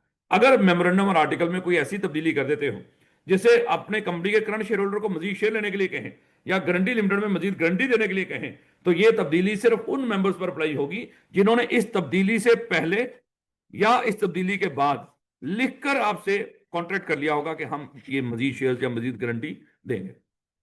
जिन्होंने वादा ना किया हो उन पर अप्लाई नहीं होगा। याद रखोगे मेरे बच्चों, ये पूछ सकता है ना मेमोरेंडम और आर्टिकल हर मेंबर पर अप्लाई होता है, इसकी एक्सेप्शन बताओ। तो मेरे बच्चों ये अप्लाई नहीं होगा अगर इसमें कोई ऐसी तब्दीली करते हो जिसमें मजीद शेयर लेने पर लोगों को मजबूर कर रहे हो, याद रखोगे इसको। तो सर अगर तब्दीली करें तो एससीसीपी से अप्रूवल की जरूरत नहीं है सर। नहीं, वो तो जो तरीका होता है वो तो अपनी जगह पे है कि और तरीका किस तरह स्पेशल का, रेजोल्यूशन वो तो पास करेंगे सर। वो सारा पीछे आप जो प्रोसेस पढ़ के वही है। देखो इसमें कहीं आप ये क्लॉज तो है नहीं उस तरह के हैं, जी ये जी। जनरल है ना, हमने डिस्कस किया था आपने कोई भी वहां पर रजिस्टर ऑफिस क्लॉज तो ये चेंज है नहीं। अगर आप उसमें लिखते हो कि कंपनी के मजीद कोई लोग और शेयर लेंगे, आर्टिकल में ये बात लिख देते हैं। उसका तो तरीकाकार जो पीछे पढ़ के है वही है कि आर्टिकल में चेंज किया, उससे कोई लोग इफेक्ट हुए हैं तो इफेक्टेड क्लास 3/4 मेजोरिटी, अगर नहीं चेंज इफेक्ट हो रहे तो वो फिर डेफिनेटली वो सब पर अप्लाई होगा। उस तरह ना सोचें कि वो फिर मामला दूर, बहुत दूर चले जाएंगे। इतना वो आपको नहीं घुमाए फिराएगा, ये फाइनल लेवल का ना सोचें। ये वहां पे सोचिए कि जब ओपन बुक सवाल होगा, किताब से कुछ नहीं मिलेगा, किताब भी सामने होगी। सर मेरा मतलब ये अगर हम मतलब मेमोरेंडम में चेंज कर रहे हैं ऑफिस और नेम और ये मतलब एक नॉर्मल वो है, और हम इधर कंपनी का आर्टिकल चेंज कर रहे हैं लेकिन एससीसीपी से हम अप्रूवल ही नहीं ले रहे सर। नहीं, आर्टिकल्स एसएससीपी से हमें इजाजत लेने की उसने जनरल रख दिया ना। उन्होंने क्या किया, ये आपने अपने रूल्स एंड रेगुलेशन बना, देखो आर्टिकल में होता क्या, कंपनी को चलाने के रूल्स। वो कहता है यार चलाने के रूल्स तो आप खुद ही तय कर लो, बस तय करते हुए इतना ध्यान रखना उससे किसी को नाराज ना करना। अगर नाराज हुए तो उनसे भी इजाजत ले लेना 3/4 मेजोरिटी से, इतना क्या है। और अगर वो भी ना माने तो फिर आगे जाके हम कोर्ट के पास भी तो जाते हैं। फिर लोग फिर भी अगर कुछ नाराज हो तो अगला सिनेरियो भी तो शुरू होता है ना। जब कुछ लोग नाराज होते हैं तो उनको कोर्ट में जाके अप्लाई कर सकते हैं, सर हम इससे खुश नहीं है, इन्होंने जो तब्दीली की है। एसएससी भी रजिस्ट्रार के पास तो नहीं जा रहे, लेकिन कोर्ट के पास तो जा रहे हैं। और सर मेमोरेंडम के लिए हम जाएंगे एससीसीपी। वो तो क्लास टू क्लास है ना। नाम में आप एसएससीबी के पास नहीं जाते, रजिस्ट्रार के पास, रजिस्टर ऑफिस में आप जाते थे एसएससीबी के पास। देखो मेमोरेंडम में आपने 4 चीजें चेंज करना सीखना है। नेम क्लॉज में आप रजिस्ट्रार के पास जाएंगे स्पेशल रेजोल्यूशन के बाद, रजिस्टर ऑफिस क्लॉज में आप एसएससीबी के पास जाएंगे, और प्रिंसिपल लाइन ऑफ बिजनेस में फिलहाल आप किसी के पास भी नहीं गए। हालांकि चेंज तो वो भी किया था, वो घर का मामला है, खुद ही चेंज करके 30 दिनों में आप रजिस्ट्रार को जमा करवा दो, इजाजत लेने की जरूरत है। मैटर टू मैटर देखा जाता है कौन सा कितना अहम मामला है। ले बेटा, ये बड़ा अहम है, ध्यान रखना आपने। इफेक्ट ऑफ अल्टरेशन मेमोरेंडम और आर्टिकल। अगर मेमोरेंडम और आर्टिकल में कोई कहीं पे कोई ऐसी बात लिख दो जहां पे आप ये कहें कि हमारे कंपनी के करंट शेयर होल्डर मजीद शेयर लें या गारंटी दें, तो ये उन्हीं पर अप्लाई होगा जो इस तरह की चेंज से पहले या बाद में अगर लिखकर वादा कर लेंगे कि हम इस चेंज को मानेंगे, तो उन पर अप्लाई होगा। जो नहीं मानते लिखकर उन पर अप्लाई नहीं होगा। कानून ने उनको गुंजाइश दी है। कानून जब गुंजाइश दे रहा हो, जैसे यहाँ पे जजों को बिजली के बिल माफ हैं, जर्नैलों को, तो हालांकि उनकी पहले मिलियंस में तनख्वाहें हैं, तो हमारे दिमाग आकर आपस में वो परेशान होते हैं, यार ये क्यों। जब कानून कोई चीज बोल दे तो उसमें फिर दिमागों को सोचने की जरूरत नहीं होती। खैर, alter to be note alteration to be noted in every company, यहाँ पे हमने डिस्कस किया था अभी भी कि अगर मेमोरेंडम या आर्टिकल में कभी कोई तब्दीली हुई हो, मेमोरेंडम और आर्टिकल की तब्दीली के बाद अगर आप इसकी कॉपी किसी बंदे को इशू करते हो, यानी कि होता है ना मिस्टर ए इसने अप्लाई किया था कि सर मुझे मेमोरेंडम और आर्टिकल की कॉपी दे दो, हमने कहा था कि जब वो अप्लाई करेगा, अप्लाई करने के कितने दिनों में कॉपी देंगे, 14 दिनों में। तो जब उसने अप्लाई पहले कर दिया, आज कोई मेमोरेंडम और आर्टिकल में तब्दीली हुई, अभी हमने उसको कॉपी नहीं दी, सादा अल्फाज में। जब भी मेमोरेंडम और आर्टिकल की कॉपी आपने किसी मेंबर को देनी है, उसमें पहले अगर कोई मेमोरेंडम और आर्टिकल में कोई तब्दीली हुई हो या स्पेशल रेजोल्यूशन पास हुई हो, लाजमी तौर पे उसके साथ अटैच होनी चाहिए, तब्दीली उसमें दिखाई देनी चाहिए। फॉर्म ऑफ मेमोरेंडम आर्टिकल, कौन कौन से फॉर्म यूज करते हैं मेमोरेंडम और आर्टिकल्स के लिए, ये फॉर्म है, यानी कि किस तरह हम अप्लाई अप्लाई करते हैं। कंपनी लिमिटेड बाय, ये रटे वाली बात है, कंपनी लिमिटेड बाय शेयर कौन सा यूज करेगी, गारंटी लिमिटेड और एसोसिएशन ऑफ डॉट फॉर, ये आपके करने का। इसमें लिखा हुआ है सर क्या, टेबल एफ का सर रजिस्ट्रेशन फॉर वो नॉट। टेबल एफ तो लिखा हुआ, वो तो कोई नहीं, ये टेबल एफ है वो। उसमें ये थोड़ी वो बोल रहा है कि जो आप चीज बोल रहे थे कि उन्होंने लाजमी तौर पे अपने आर्टिकल्स बना के जमा करवाने हैं। तो ये लिखा हुआ टेबल एफ फॉलो करें।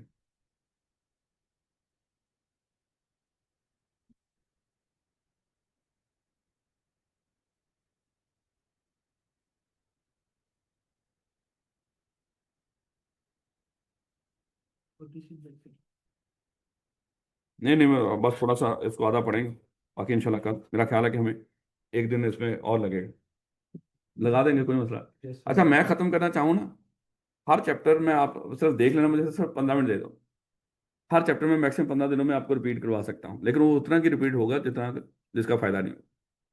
हम चाहते हैं कि इस हर चीज़ की कम से कम एक दफ़ा डिस्कशन हो जाए, डिटेल में हो कम डिटेल में हो, लेकिन कम से कम डिस्कशन हो जाए, ताकि वो एकदम से वो जो कॉन्सेप्ट पीछे जो दिमाग में कहीं जरा गुम गुम हो गया, तो आपको सारी चीज़ें याद हैं। जैसी कोई बात मैं डिस्कस करता हूँ तो शायद वो चीज़ आपके सबकॉन्शियस माइंड से उठ के आपके एक्टिव माइंड में आ जाती है, उससे पता चल जाता है हाँ ऐसे ही था। तो मेन तो अब वो आपके सबकॉन्शियस माइंड से चीज़ें उठा उठा के एक्टिव माइंड में लेकर आने की जरूरत है।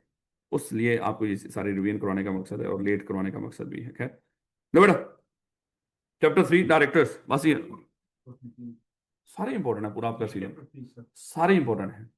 अगर सबसे ज्यादा इंपॉर्टेंट की बात करें, चैप्टर 9, चैप्टर 3 और चैप्टर 7, ये सबसे इंपॉर्टेंट ये है कि ये लेंथी हैं, एरिया ज्यादा टेस्ट करता है अक्सर, लेकिन कोई गारंटी नहीं है इस तरह की कि यहीं से कुछ करेगा, कुछ इस तरह का मामला होगा। अहम है डेफिनेटली, अपनी जगह पे अहम है, लेकिन ये कहें कि यही माई बाप है, ये कहना मुनासिब नहीं हो। और एक एक लाइन इंपॉर्टेंट होती है मेरे बच्चों, मैं तो एक ही चीज पे यकीन होता है, कोई अहम शहम नहीं होता, एक एक लाइन अहम है। किसी भी लाइन, मैं कहता हूँ वो चीज ही सौखी पूछता आप, रोते तो हम वहां पे हैं, और याद हम औखा करके जाते हैं, और फिर हम वही बात कि बाहर खड़े होकर पछताएं, यही वो चाहता है कि आप सौखी चीज से फंसें और फिर पछताएं। जैसे होता है ना कि जैसे आजकल वर्ल्ड कप चल रहा है, बड़ी टीम से हारने में कोई दिक्कत नहीं, छोटी टीम से हारते हैं कितना पछतावा होता है, और अभी तक सारे मर मर के जीत रहे हैं छोटी टीमों से, आखिरी लम्हों में दुआओं के साथ, कोई मंदिरों में बैठा है, कोई मस्जिदों में बैठा है, सबको रुला रुला के तड़पा तड़पा के टीमें वो हार रही हैं छोटी जो। हाँ, मौत को टच करके, सही बात है, वापस आ रहे हैं। कल इंग्लैंड की आ रही थी सर वो हार गई थी तकरीबन, बच गई बेचारी पाकिस्तान की तरह वो भी। इंडिया भी बस जाती जाती एक बंदा खेल गया, नहीं तो उतना स्कोर तो उसने कर दिया। कहने का मतलब कि बड़ी मुश्किल से बचे, तो कहने का मतलब कि ये दुख होता है। बड़ी टीम से तो पहले ही माइंड बना होता है, इंडिया से पाकिस्तान का मैच है तो हार नहीं है भाई, ठीक है। चलें ले बेटा, चैप्टर 3 डायरेक्टर्स के बारे में।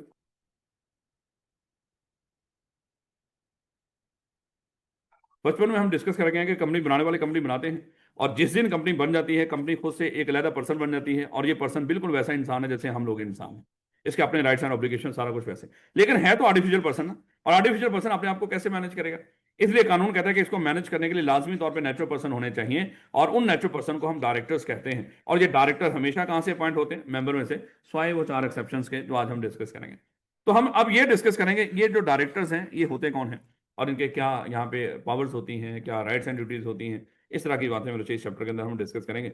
एक तो मेरे से सबसे पहले देखिएगा डायरेक्टर होगा कौन। कहता है डायरेक्टर वो होगा जो डायरेक्टर के ओहदे पर हो, डायरेक्टर की पोजीशन पर हो, और डायरेक्टर के फंक्शन परफॉर्म कर रहा हो, तो उसको हम डायरेक्टर बोलेंगे। अगर एक बंदा डायरेक्टर के फंक्शन और पोजीशन पर ही ना हो, नाम के साथ चाहे उसके डायरेक्टर लिखा हो, वो बंदा डायरेक्टर नहीं है। अगर एक बंदे को, और डायरेक्टर की पोजीशन और फंक्शन का कैसे पता चलता है? अगर वो बोर्ड मीटिंग में बैठ के डिसीजन मेकिंग में शामिल हो रहा है, इसका मतलब वो क्या है? डायरेक्टर है। और चाहे कहता है कि नॉट ऑन स्पेसिफिक डेजिग्नेशन, ये भी हमने डिस्कस किया था, जो बंदा भी इस तरह का हो जो डायरेक्टर की मीटिंग में बैठ के शामिल हो सकता हो, चाहे वो यहाँ का ऑफिस बॉय क्यों ना हो, वो डायरेक्टर ही है। फिर ये नहीं देखना आपने कि सर इसके नाम के साथ तो डायरेक्टर नहीं लिखा हुआ, जिसके साथ नाम के साथ डायरेक्टर लिखा हो लाजमी नहीं वो डायरेक्टर हो। लेकिन जो जिसके नाम के साथ नहीं लिखा हो वो तो डायरेक्टर नहीं होता। नहीं नहीं, जिसके नाम के साथ वर्ड ना भी डायरेक्टर लिखा हो, लेकिन अगर वो डायरेक्टर की मीटिंग में बैठ के डिसीजन मेकिंग में शामिल हो रहा है, चाहे वो कंपनी का एम्प्लॉय हो, चाहे वो कोई भी हो, वो कंपनी का डायरेक्टर है। लेकिन जिसके नाम के साथ लिखा हो लेकिन वो बोर्ड मीटिंग में बैठ के फैसला साजी में शामिल नहीं हो सकता, इस मतलब नाम का डायरेक्टर है, वो काम का डायरेक्टर नहीं है। जैसे एचआर डायरेक्टर, मार्केटिंग डायरेक्टर, इस तरह के डायरेक्टर्स अक्सर होते हैं। तो बेटा, उसके बाद ये डायरेक्टर लाजमी तौर पे सिर्फ और सिर्फ नेचुरल पर्सन होना चाहिए। आर्टिफिशियल पर्सन कंपनी का मेंबर हो सकता है लेकिन डायरेक्टर नहीं हो सकता। एक कंपनी है, जैसे हमने डिस्कस किया है, एक कंपनी, उसकी एक दूसरी कंपनी भी उसकी मेंबर हो सकती है, कोई नेचुरल पर्सन भी मेंबर हो सकते हैं, लेकिन जब इस कंपनी के डायरेक्टर की बात आएगी, वो सिर्फ और सिर्फ नेचुरल पर्सन में से ही अपॉइंट होंगे। ये आर्टिफिशियल पर्सन उसका डायरेक्टर नहीं बन सकता, लेकिन आर्टिफिशियल पर्सन को इजाजत देंगे आगे जो हम पढ़ेंगे कि ये किसी और को नॉमिनेट कर सकता है, नेचुरल पर्सन को, वो बन सकता है उसका डायरेक्टर। तो सिर्फ नेचुरल पर्सन ही डायरेक्टर बनेंगे। हाँ, मेंबर आर्टिफिशियल पर्सन भी हो सकता है, not to be variable representative. जब आपको किसी कंपनी का डायरेक्टर बना दिया जाएगा, आप पूरी कंपनी के डायरेक्टर होंगे, क्योंकि जब आप कंपनी के डायरेक्टर बन जाते हैं ना, वहां पे आप कंपनी को डिवाइड कर लेते हो एचआर में, मार्केटिंग में, फिनांस में, रिसर्च में, और आप कहते हो ये मार्केटिंग का डायरेक्टर है, ये फलाने दो, एक फलाना एचआर का डायरेक्टर है, फलाना उसका डायरेक्टर है। कहता है कि जब आप इस तरह कंपनी को आपस में बांट के कंपनी को चला रहे हो, तो चाहे आप चलाएं, हमें उससे कोई लेना देना नहीं। लेकिन कल जब आपसे सवाल होगा तो पूरी कंपनी के बारे में होगा। उस वक्त अगर आप कहें कि मैं तो फाइनेंस का डायरेक्टर हूं, अगर एचआर में कुछ गलत हो रहा है, मुझे उसका नहीं पता कि आपने कुछ जरदारी और नवाज हायर कर लिए हैं, तो मुझे इसका क्या पता, मैं तो फाइनेंस का डायरेक्टर हूं, तो वहां से आपसे पूछा जाएगा कि सर आप फाइनेंस के डायरेक्टर हो या आप खुद बने होंगे, हमने तो आपको पूरी कंपनी का डायरेक्टर अपॉइंट किया था। तो हर कोई डायरेक्टर पूरी कंपनी के लिए जिम्मेदार होता है, किसी खास डिपार्टमेंट के लिए जिम्मेदार नहीं होता। इस कॉन्सेप्ट को कहते हैं कि director not to be variable representative. यानी कि वेरिएबल रिप्रेजेंटेटिव क्या है, मैं तो उस फलाने डिपार्टमेंट का डायरेक्टर हूं। इसका मतलब आप अपने आप को क्या शो कर रहे हो, वेरिएबल रिप्रेजेंटेटिव। आप पूरी कंपनी के नहीं बन रहे, आप खास डिपार्टमेंट के बन रहे हो। तो जब आप डायरेक्टर पूरी कंपनी के डायरेक्टर हो, किसी खास डिपार्टमेंट के डायरेक्टर नहीं, वो चाहे आपस में जैसे मर्जी बंदर बांट कर लो। उसके बाद डायरेक्टर का मेंबर होना जरूरी है, स्वाय वो 4 एक्सेप्शंस की, अभी हम डिस्कस कर लेंगे उसको भी, 4 एक्सेप्शंस को भी। उसके अलावा हर बंदा लाजमी तौर पे डायरेक्टर होगा। और उसके बाद हमने ये भी डिस्कस किया था कि यही जो सादा अल्फाज में मेंबर ही डायरेक्टर, मेंबर ही डायरेक्टर हो। जब ये मेंबर ही डायरेक्टर हैं, तो जब ये डायरेक्टर की मीटिंग में बैठे होंगे, तो डायरेक्टर की मीटिंग में हर डायरेक्टर बराबर होता है, इक्वल होता है, हर डायरेक्टर के पास सिर्फ एक वोट होता है। लेकिन यही अगर, क्योंकि मेंबर ही डायरेक्टर है, जब वही डायरेक्टर मेंबर की मीटिंग में एज ए मेंबर बैठा होगा जनरल मीटिंग में, तो वहां पे मेरे बच्चे उसके पास वोट होंगे अकॉर्डिंग टू शेयर होल्डिंग। तो ये आपको समझाने की कोशिश कर रहा है कि मेंबर ही डायरेक्टर बनते हैं, लेकिन याद रखना डायरेक्टर के तौर पे उसके पास एक वोट होता है, क्योंकि सब डायरेक्टर बराबर होते हैं। और जो मेंबर के तौर पे उसके पास वोट होंगे according to his shareholding. उसके बाद अथॉरिटी, डायरेक्टर के पास अथॉरिटी होती है कंपनी को चलाने के लिए। वो ये अथॉरिटी कैसे यूज करते हैं, कहते हैं बोर्ड मीटिंग में बैठ के यूज करते हैं। इनका अकेला कोई डायरेक्टर फैसले नहीं करता। जब भी डायरेक्टर फैसले करेंगे वो बोर्ड मीटिंग में बैठ के करेंगे, और बोर्ड मीटिंग में अगर फैसले करेंगे तो 8 डायरेक्टर हो, अगर वो बराबर 4-4 हो गए तो फिर क्या होगा, डेफिनेटली फैसला नहीं होगा। उसके लिए फैसला कैसे होंगे, बाय मेजोरिटी होंगे। आप कहेंगे सर अगर 4-4 हो गए तो फिर फैसला होगी नहीं, वहां पे एक चेयरमैन भी होता है, फिर वो अपना वोट जिस खाते में डाल दे तो वो डेफिनेटली रेजोल्यूशन पास हो जाती है। लेकिन बाय डिफॉल्ट वहां पे जो फैसले होंगे वो कैसे होंगे, बाय मेजोरिटी होंगे। तो अथॉरिटी होती है डायरेक्टर की फैसला करने की, और वो अथॉरिटी कहां पे बैठ के यूज करते हैं, बोर्ड मीटिंग। और बोर्ड मीटिंग में कैसे फैसले होंगे, वहां पे बाय मेजोरिटी होंगे। और फिड्यूशियरी रिलेशनशिप, डायरेक्टर देखो, कंपनी बनाने वालों ने कंपनी बनाई और ये बनाकर किसके सपोर्ट कर दी थी, डायरेक्टर के। पैसा किनका लगा हुआ, शेयर होल्डर्स। पैसा शेयर होल्डर का है, और उस पैसे को मैनेज कौन कर रहे हैं, चला कौन रहे हैं, वो डायरेक्टर। अब मेरे बच्चे यहाँ पे उन्होंने कहा कि सर देखो ये मेंबर खुद भी आके कंपनी चला सकते थे, अगरचे उन्होंने कुछ भेज दिए, सारे मेंबर तो नहीं ना। तो इसका मतलब बाकी मेंबर सारे क्या कर रहे हैं, वो आप पर भरोसा कर रहे हैं कि सर आप इस कंपनी को चलाओगे कंपनी के मुफाद में भी, और बाकी शेयर होल्डर के मुफाद में भी, और बाकी स्टेक होल्डर के मुफाद में भी, आप अपने मुफाद में भी, सारे स्टेक होल्डर्स के मुफाद में इस कंपनी को चलाओगे। यानी कि डायरेक्टर को कहा कि जब आप ये चला रहे होंगे कंपनी, वहां पे ये नहीं होगा कि आप सिर्फ अपना फायदा सोचेंगे, खुद का फायदा सोचेंगे। जैसे हमारे मुल्क के हुक्मरान हैं, वो सिर्फ अपना फायदा सोचते हैं, वो अपने फायदे के लिए कानून साजी करते हैं। जैसे मान लो कि उन्होंने कहा कि उनको एक बंदे की शक्ल पसंद नहीं है, उन्होंने कानून बना दिया कि इन पतंगों के ऊपर फलाने बंदे की तस्वीर नहीं लगाओगे, क्योंकि उनको नुकसान हो रहा था। आपको जो मर्जी नुकसान हो, उनको इससे कोई लेना देना नहीं है किसी भी चीज से। उनको खुद को नुकसान होगा, वो सारा कुछ अपने लिहाज से करेंगे।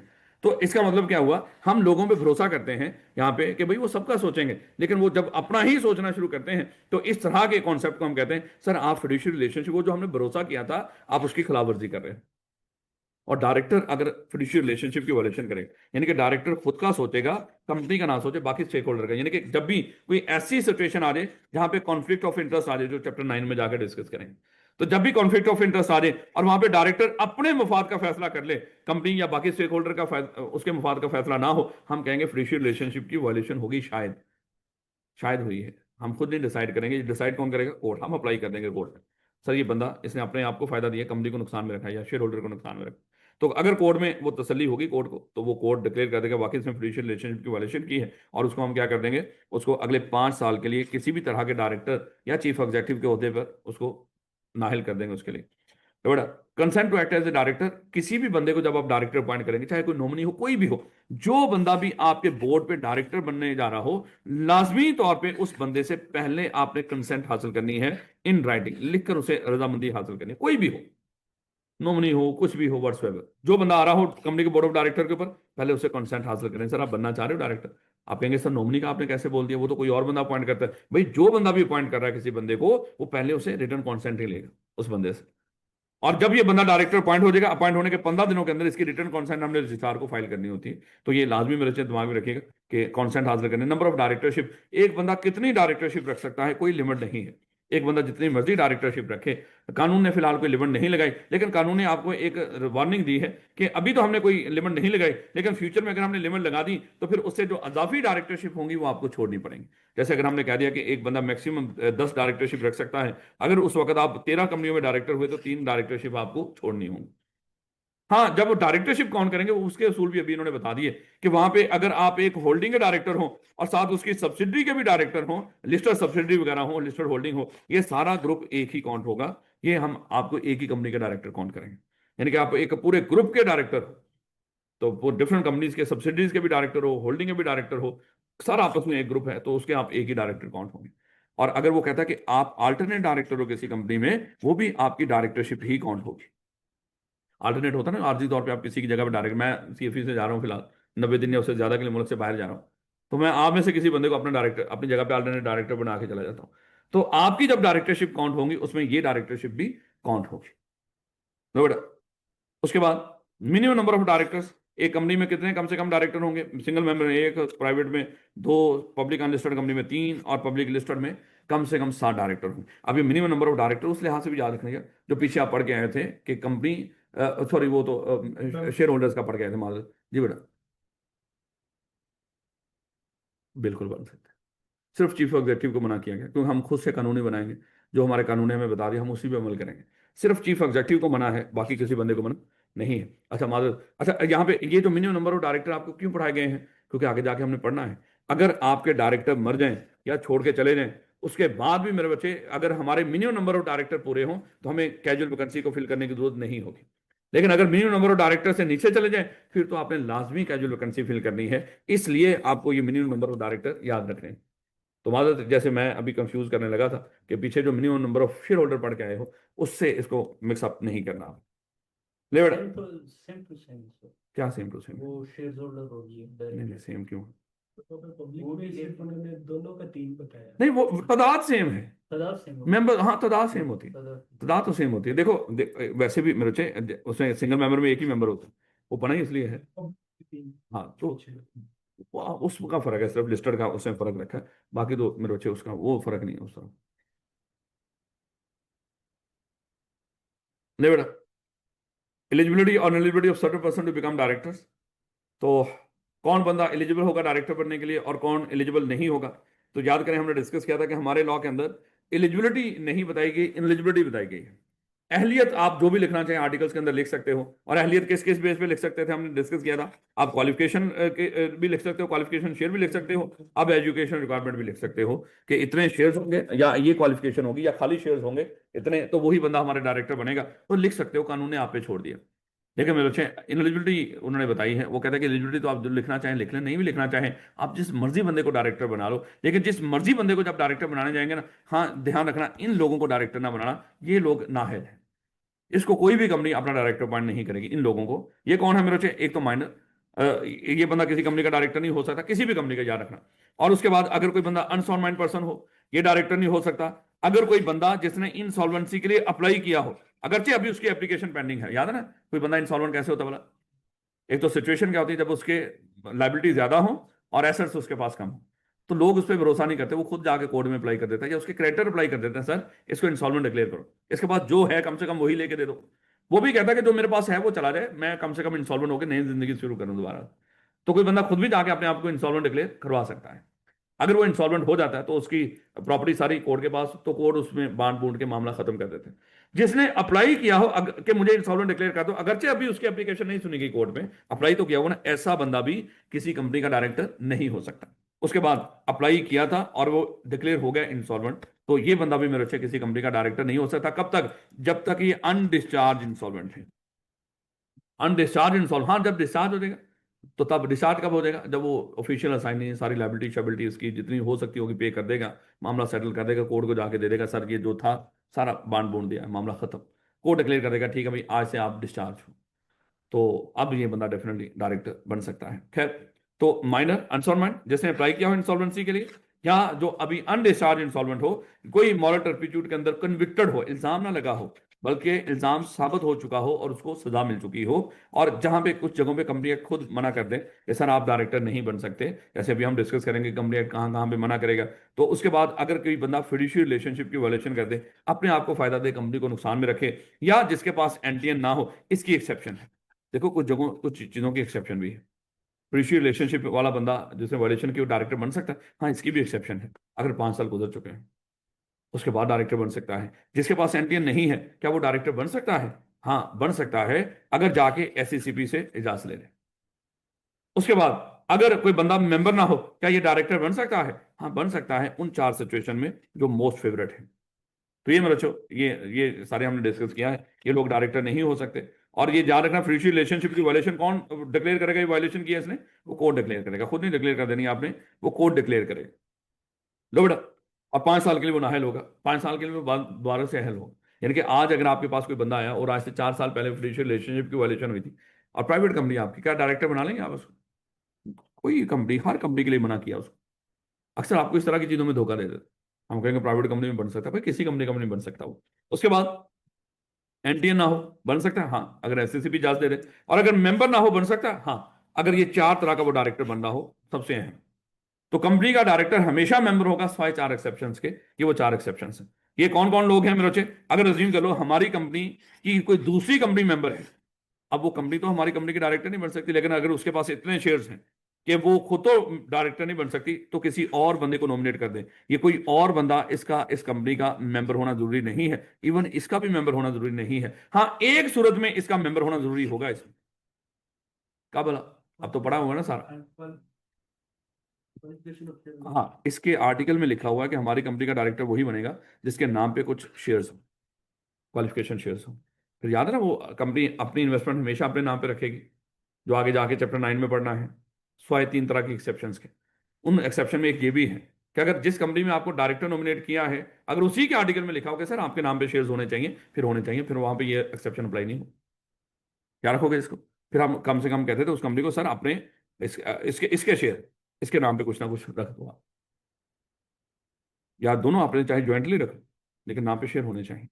ले बेटा, एक तो इस तरह का, या हमने डिस्कस किया था एक कंपनी किसी किसी और बैंक से या किसी इदारे से उधार लेती है, इन दोनों के दरमियान एक कॉन्ट्रैक्ट हो जाता है, एक अरेंजमेंट तय आ जाता है कि सर जब तक आप हमारा उधार वापस नहीं करते, ये 1 या 2 या 3 जितने भी हों, ये बंदे हम आपकी कंपनी के बोर्ड ऑफ डायरेक्टर के डायरेक्टर बन के बैठे होंगे। इन लोगों का भी इसका या इसका मेंबर होना जरूरी नहीं। तो किसी और कंपनी जो अगर हमारी मेंबर है, वो डायरेक्टर नॉमिनेट कर रही हो, या कोई और क्रेडिटर्स अरेंजमेंट के तहत डायरेक्टर नॉमिनेट कर रहे हो, या चीफ एग्जीक्यूटिव हो, हमने डिस्कस किया था। देखो मेरे, खैर अभी तो डिस्कस नहीं किया चीफ एग्जीक्यूटिव, अगले चैप्टर में पढ़ेंगे कि कंपनी बनाने वाले कंपनी बनाते हैं, कंपनी बना के उसको सपोर्ट कर दिया डायरेक्टर। अब डायरेक्टर क्या करेंगे मेरे बच्चे? इस कंपनी को चलाने के लिए एक और बंदे के सपोर्ट कर देंगे, उस बंदे का नाम होगा सीईओ। ये बड़ा अहम होना, ये बड़ा काबिल होना चाहिए मेरे बच्चे, अजीम कर लो। जैसे हमारे मुल्क का शहबाज शरीफ है, कितना काबिल है। जैसे उस्मान बुज़दार था, कितना काबिल था। ऐसा ये काबिल होना चाहिए। लेकिन बाज़ का कोई लोग काबिल के साथ साथ कुछ और भी होते हैं, तो वो भी नहीं होने चाहिए। ये काबिल तो नहीं थे, लेकिन इनमें चालाकी भी नहीं थी। कई लोग काबिल भी होते हैं लेकिन चालाक भी बड़े होते हैं, लूमड़ियां होते हैं, वो लूमड़ियां हैं। उन्होंने कई अरब रुपया इस मुल्क के, सिर्फ ये जो लाहौर लाहौर के अंदर करोड़ों रुपया उन्होंने सिर्फ इश्तिहारबाजी पे लगा दिया कि बसंत होने जा रही है। उतनी शायद बसंत से एक्टिविटी ना हुई हो जितनी सिर्फ इश्तिहारबाजी पे कर दी कि बसंत होने जा रही है। तो खुद सोचें, बात का ये भी दुख वाली बात है। क्या साबित करेगा कल को? वो कहेंगे हर जगह पे हमने बैनर लगाए थे, वहां पे पैसा लगाया, तो आप बैनर मिलेंगे आपको वहां पे। ये इस तरह की चीजें करप्शन के लिए बेहतरीन जगह होती है। मैं नहीं ये कहता इन्होंने करप्शन की हो, लेकिन ये करप्शन के लिए इस तरह के जो भी काम होते हैं ना, जो इस तरह छोटे मोटे लेवल पे करते हैं, वो फिर रज रज के पैसा खाते हैं। जैसे अभी गुजरांवाला की एक रिपोर्ट है कि वहां पे गवर्नमेंट ने शुरू किया था ना, कि ये शुरू किया कि ये जो तजावजात हैं इसको खत्म करने के लिए ट्रेन श्रेन होती है। 80 करोड़ रुपया पे किया है एक ट्रेन को, तजावजात को खत्म करने के लिए, और कुल उसकी जो वैसी कीमत है उन ट्रेनों की, वो 2 करोड़ है। 80 करोड़ हमने किराया पे कर दिया।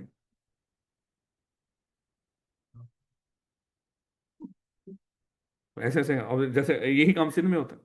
वहां पे मान लो कि 30 करोड़ की गंदम है, उसको गंदम को सेव रखने के लिए गोदामों में रखा जाता है। गोदाम उनके वडेरों ने बना रखे हैं, इन्हीं हुकूमत के लोगों ने। अरबों रुपया गोदामों का रेंट पे करते हैं। वो 20-30 करोड़ की गंदम के लिए, अज्यूम कर लो, एग्जाम्पल है, अरबों रुपया सिर्फ उसमें पे करते हैं। इसलिए जर्नैल कहते हैं कि आप लोग बहुत खाते हैं, फिर ये कहते हैं आप भी तो बहुत खाते हैं, रल मिल के खा रहे हैं। हाँ, कोई भी नहीं छोड़ रहा मेरे बच्चों, हम भी बस उनका नाम नहीं ले सकते, कुछ पेड़े मारते हैं। इनको आप कह लो, ये कहने को नहीं, चुप करके खाई जाओ, कोई कहना है तो वो पौंकी जाए, खाना तो ऐसे ही है ना, मैं कहने लगे चुप करके खाई जाओ। खैर वापस माफ कोई भी नहीं कर, ये नहीं कि सारे ही माफ कर, एक्सेप्शन हर एक जगह पे हो, लेकिन ले बेटा, ये 4 तरह के लोग, इनका इनका अब देखो, इनको घुमा फिरा के वो लाजमी पूछता है, इसको देखेंगे आगे जाके कैसे कैसे वो सवाल करेगा।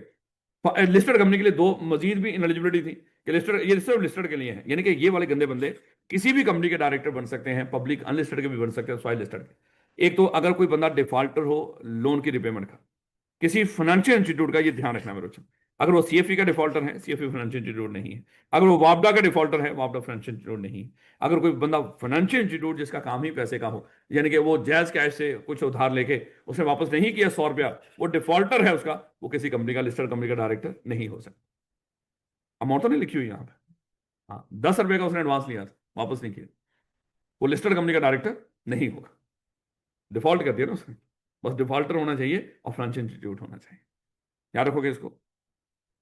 उसके बाद मेरे से अगर वो ब्रोकरेज का कारोबार करता हो तो लिस्टेड कंपनी का डायरेक्टर नहीं हो सकता, क्योंकि लिस्टेड कंपनी का मेरे से अगर ब्रोकरेज होगा तो वो तो लिस्टेड कंपनी वहां पे स्टॉक चेंज में बैठा होता है, उसको अंदर की खबरें पहले ही पता चलेंगी। हमने मना कर दिया, सर अगर आप ब्रोकरेज का कारोबार करते हो, आप करते हो या आपका स्पाउस भी करता हो, एक बंदा हम डायरेक्टर बनाने जा रहे हैं, पता चला उसका स्पाउस ब्रोकरेज है स्टॉक चेन में, तो हम उसको डायरेक्टर नहीं बनाएंगे। या इवन अगर कोई ब्रोकरेज हाउस हो वहां पे स्टॉक चेन में, उसका स्पॉन्सर डायरेक्टर ऑफिसर या कॉर्पोरेट ब्रोकरेज हाउस, ये वहां पे इदारा होता है, कंपनी होती है समझ लो ब्रोकरेज हाउस में, तो उसका डायरेक्टर ऑफिसर या स्पॉन्सर वगैरह वो भी किसी लिस्टेड कंपनी के डायरेक्टर नहीं हो सकते। जो बैंकरप्ट अगर किसी कंपनी की डायरेक्टरशिप एक्सेप्ट कर ली तो उसको मेरे से 2 साल तक कैद होगी और फाइन भी होगा, या दोनों भी हो सकते हैं, अहम सजा है, इसको याद रखिए। टर्म ऑफ डायरेक्टर्स, मेरा ख्याल है आज के लिए इतना ही काफी है, कोई बात नहीं। हम तीसरा दिन भी लगाएंगे, फॉर्चुनेटली अनफॉर्चुनेटली, कोई बात नहीं, उसको बी लॉ को हम पैरेलल चला लेंगे, तो कोई 2-2.5 घंटे इसको दे देंगे, 2-2.5 घंटे उसको, तो थोड़ा बहुत इसको कर लेते हैं। मैं कहता हूँ बिल्कुल इसको ना उड़ाया जाए, खत्म करने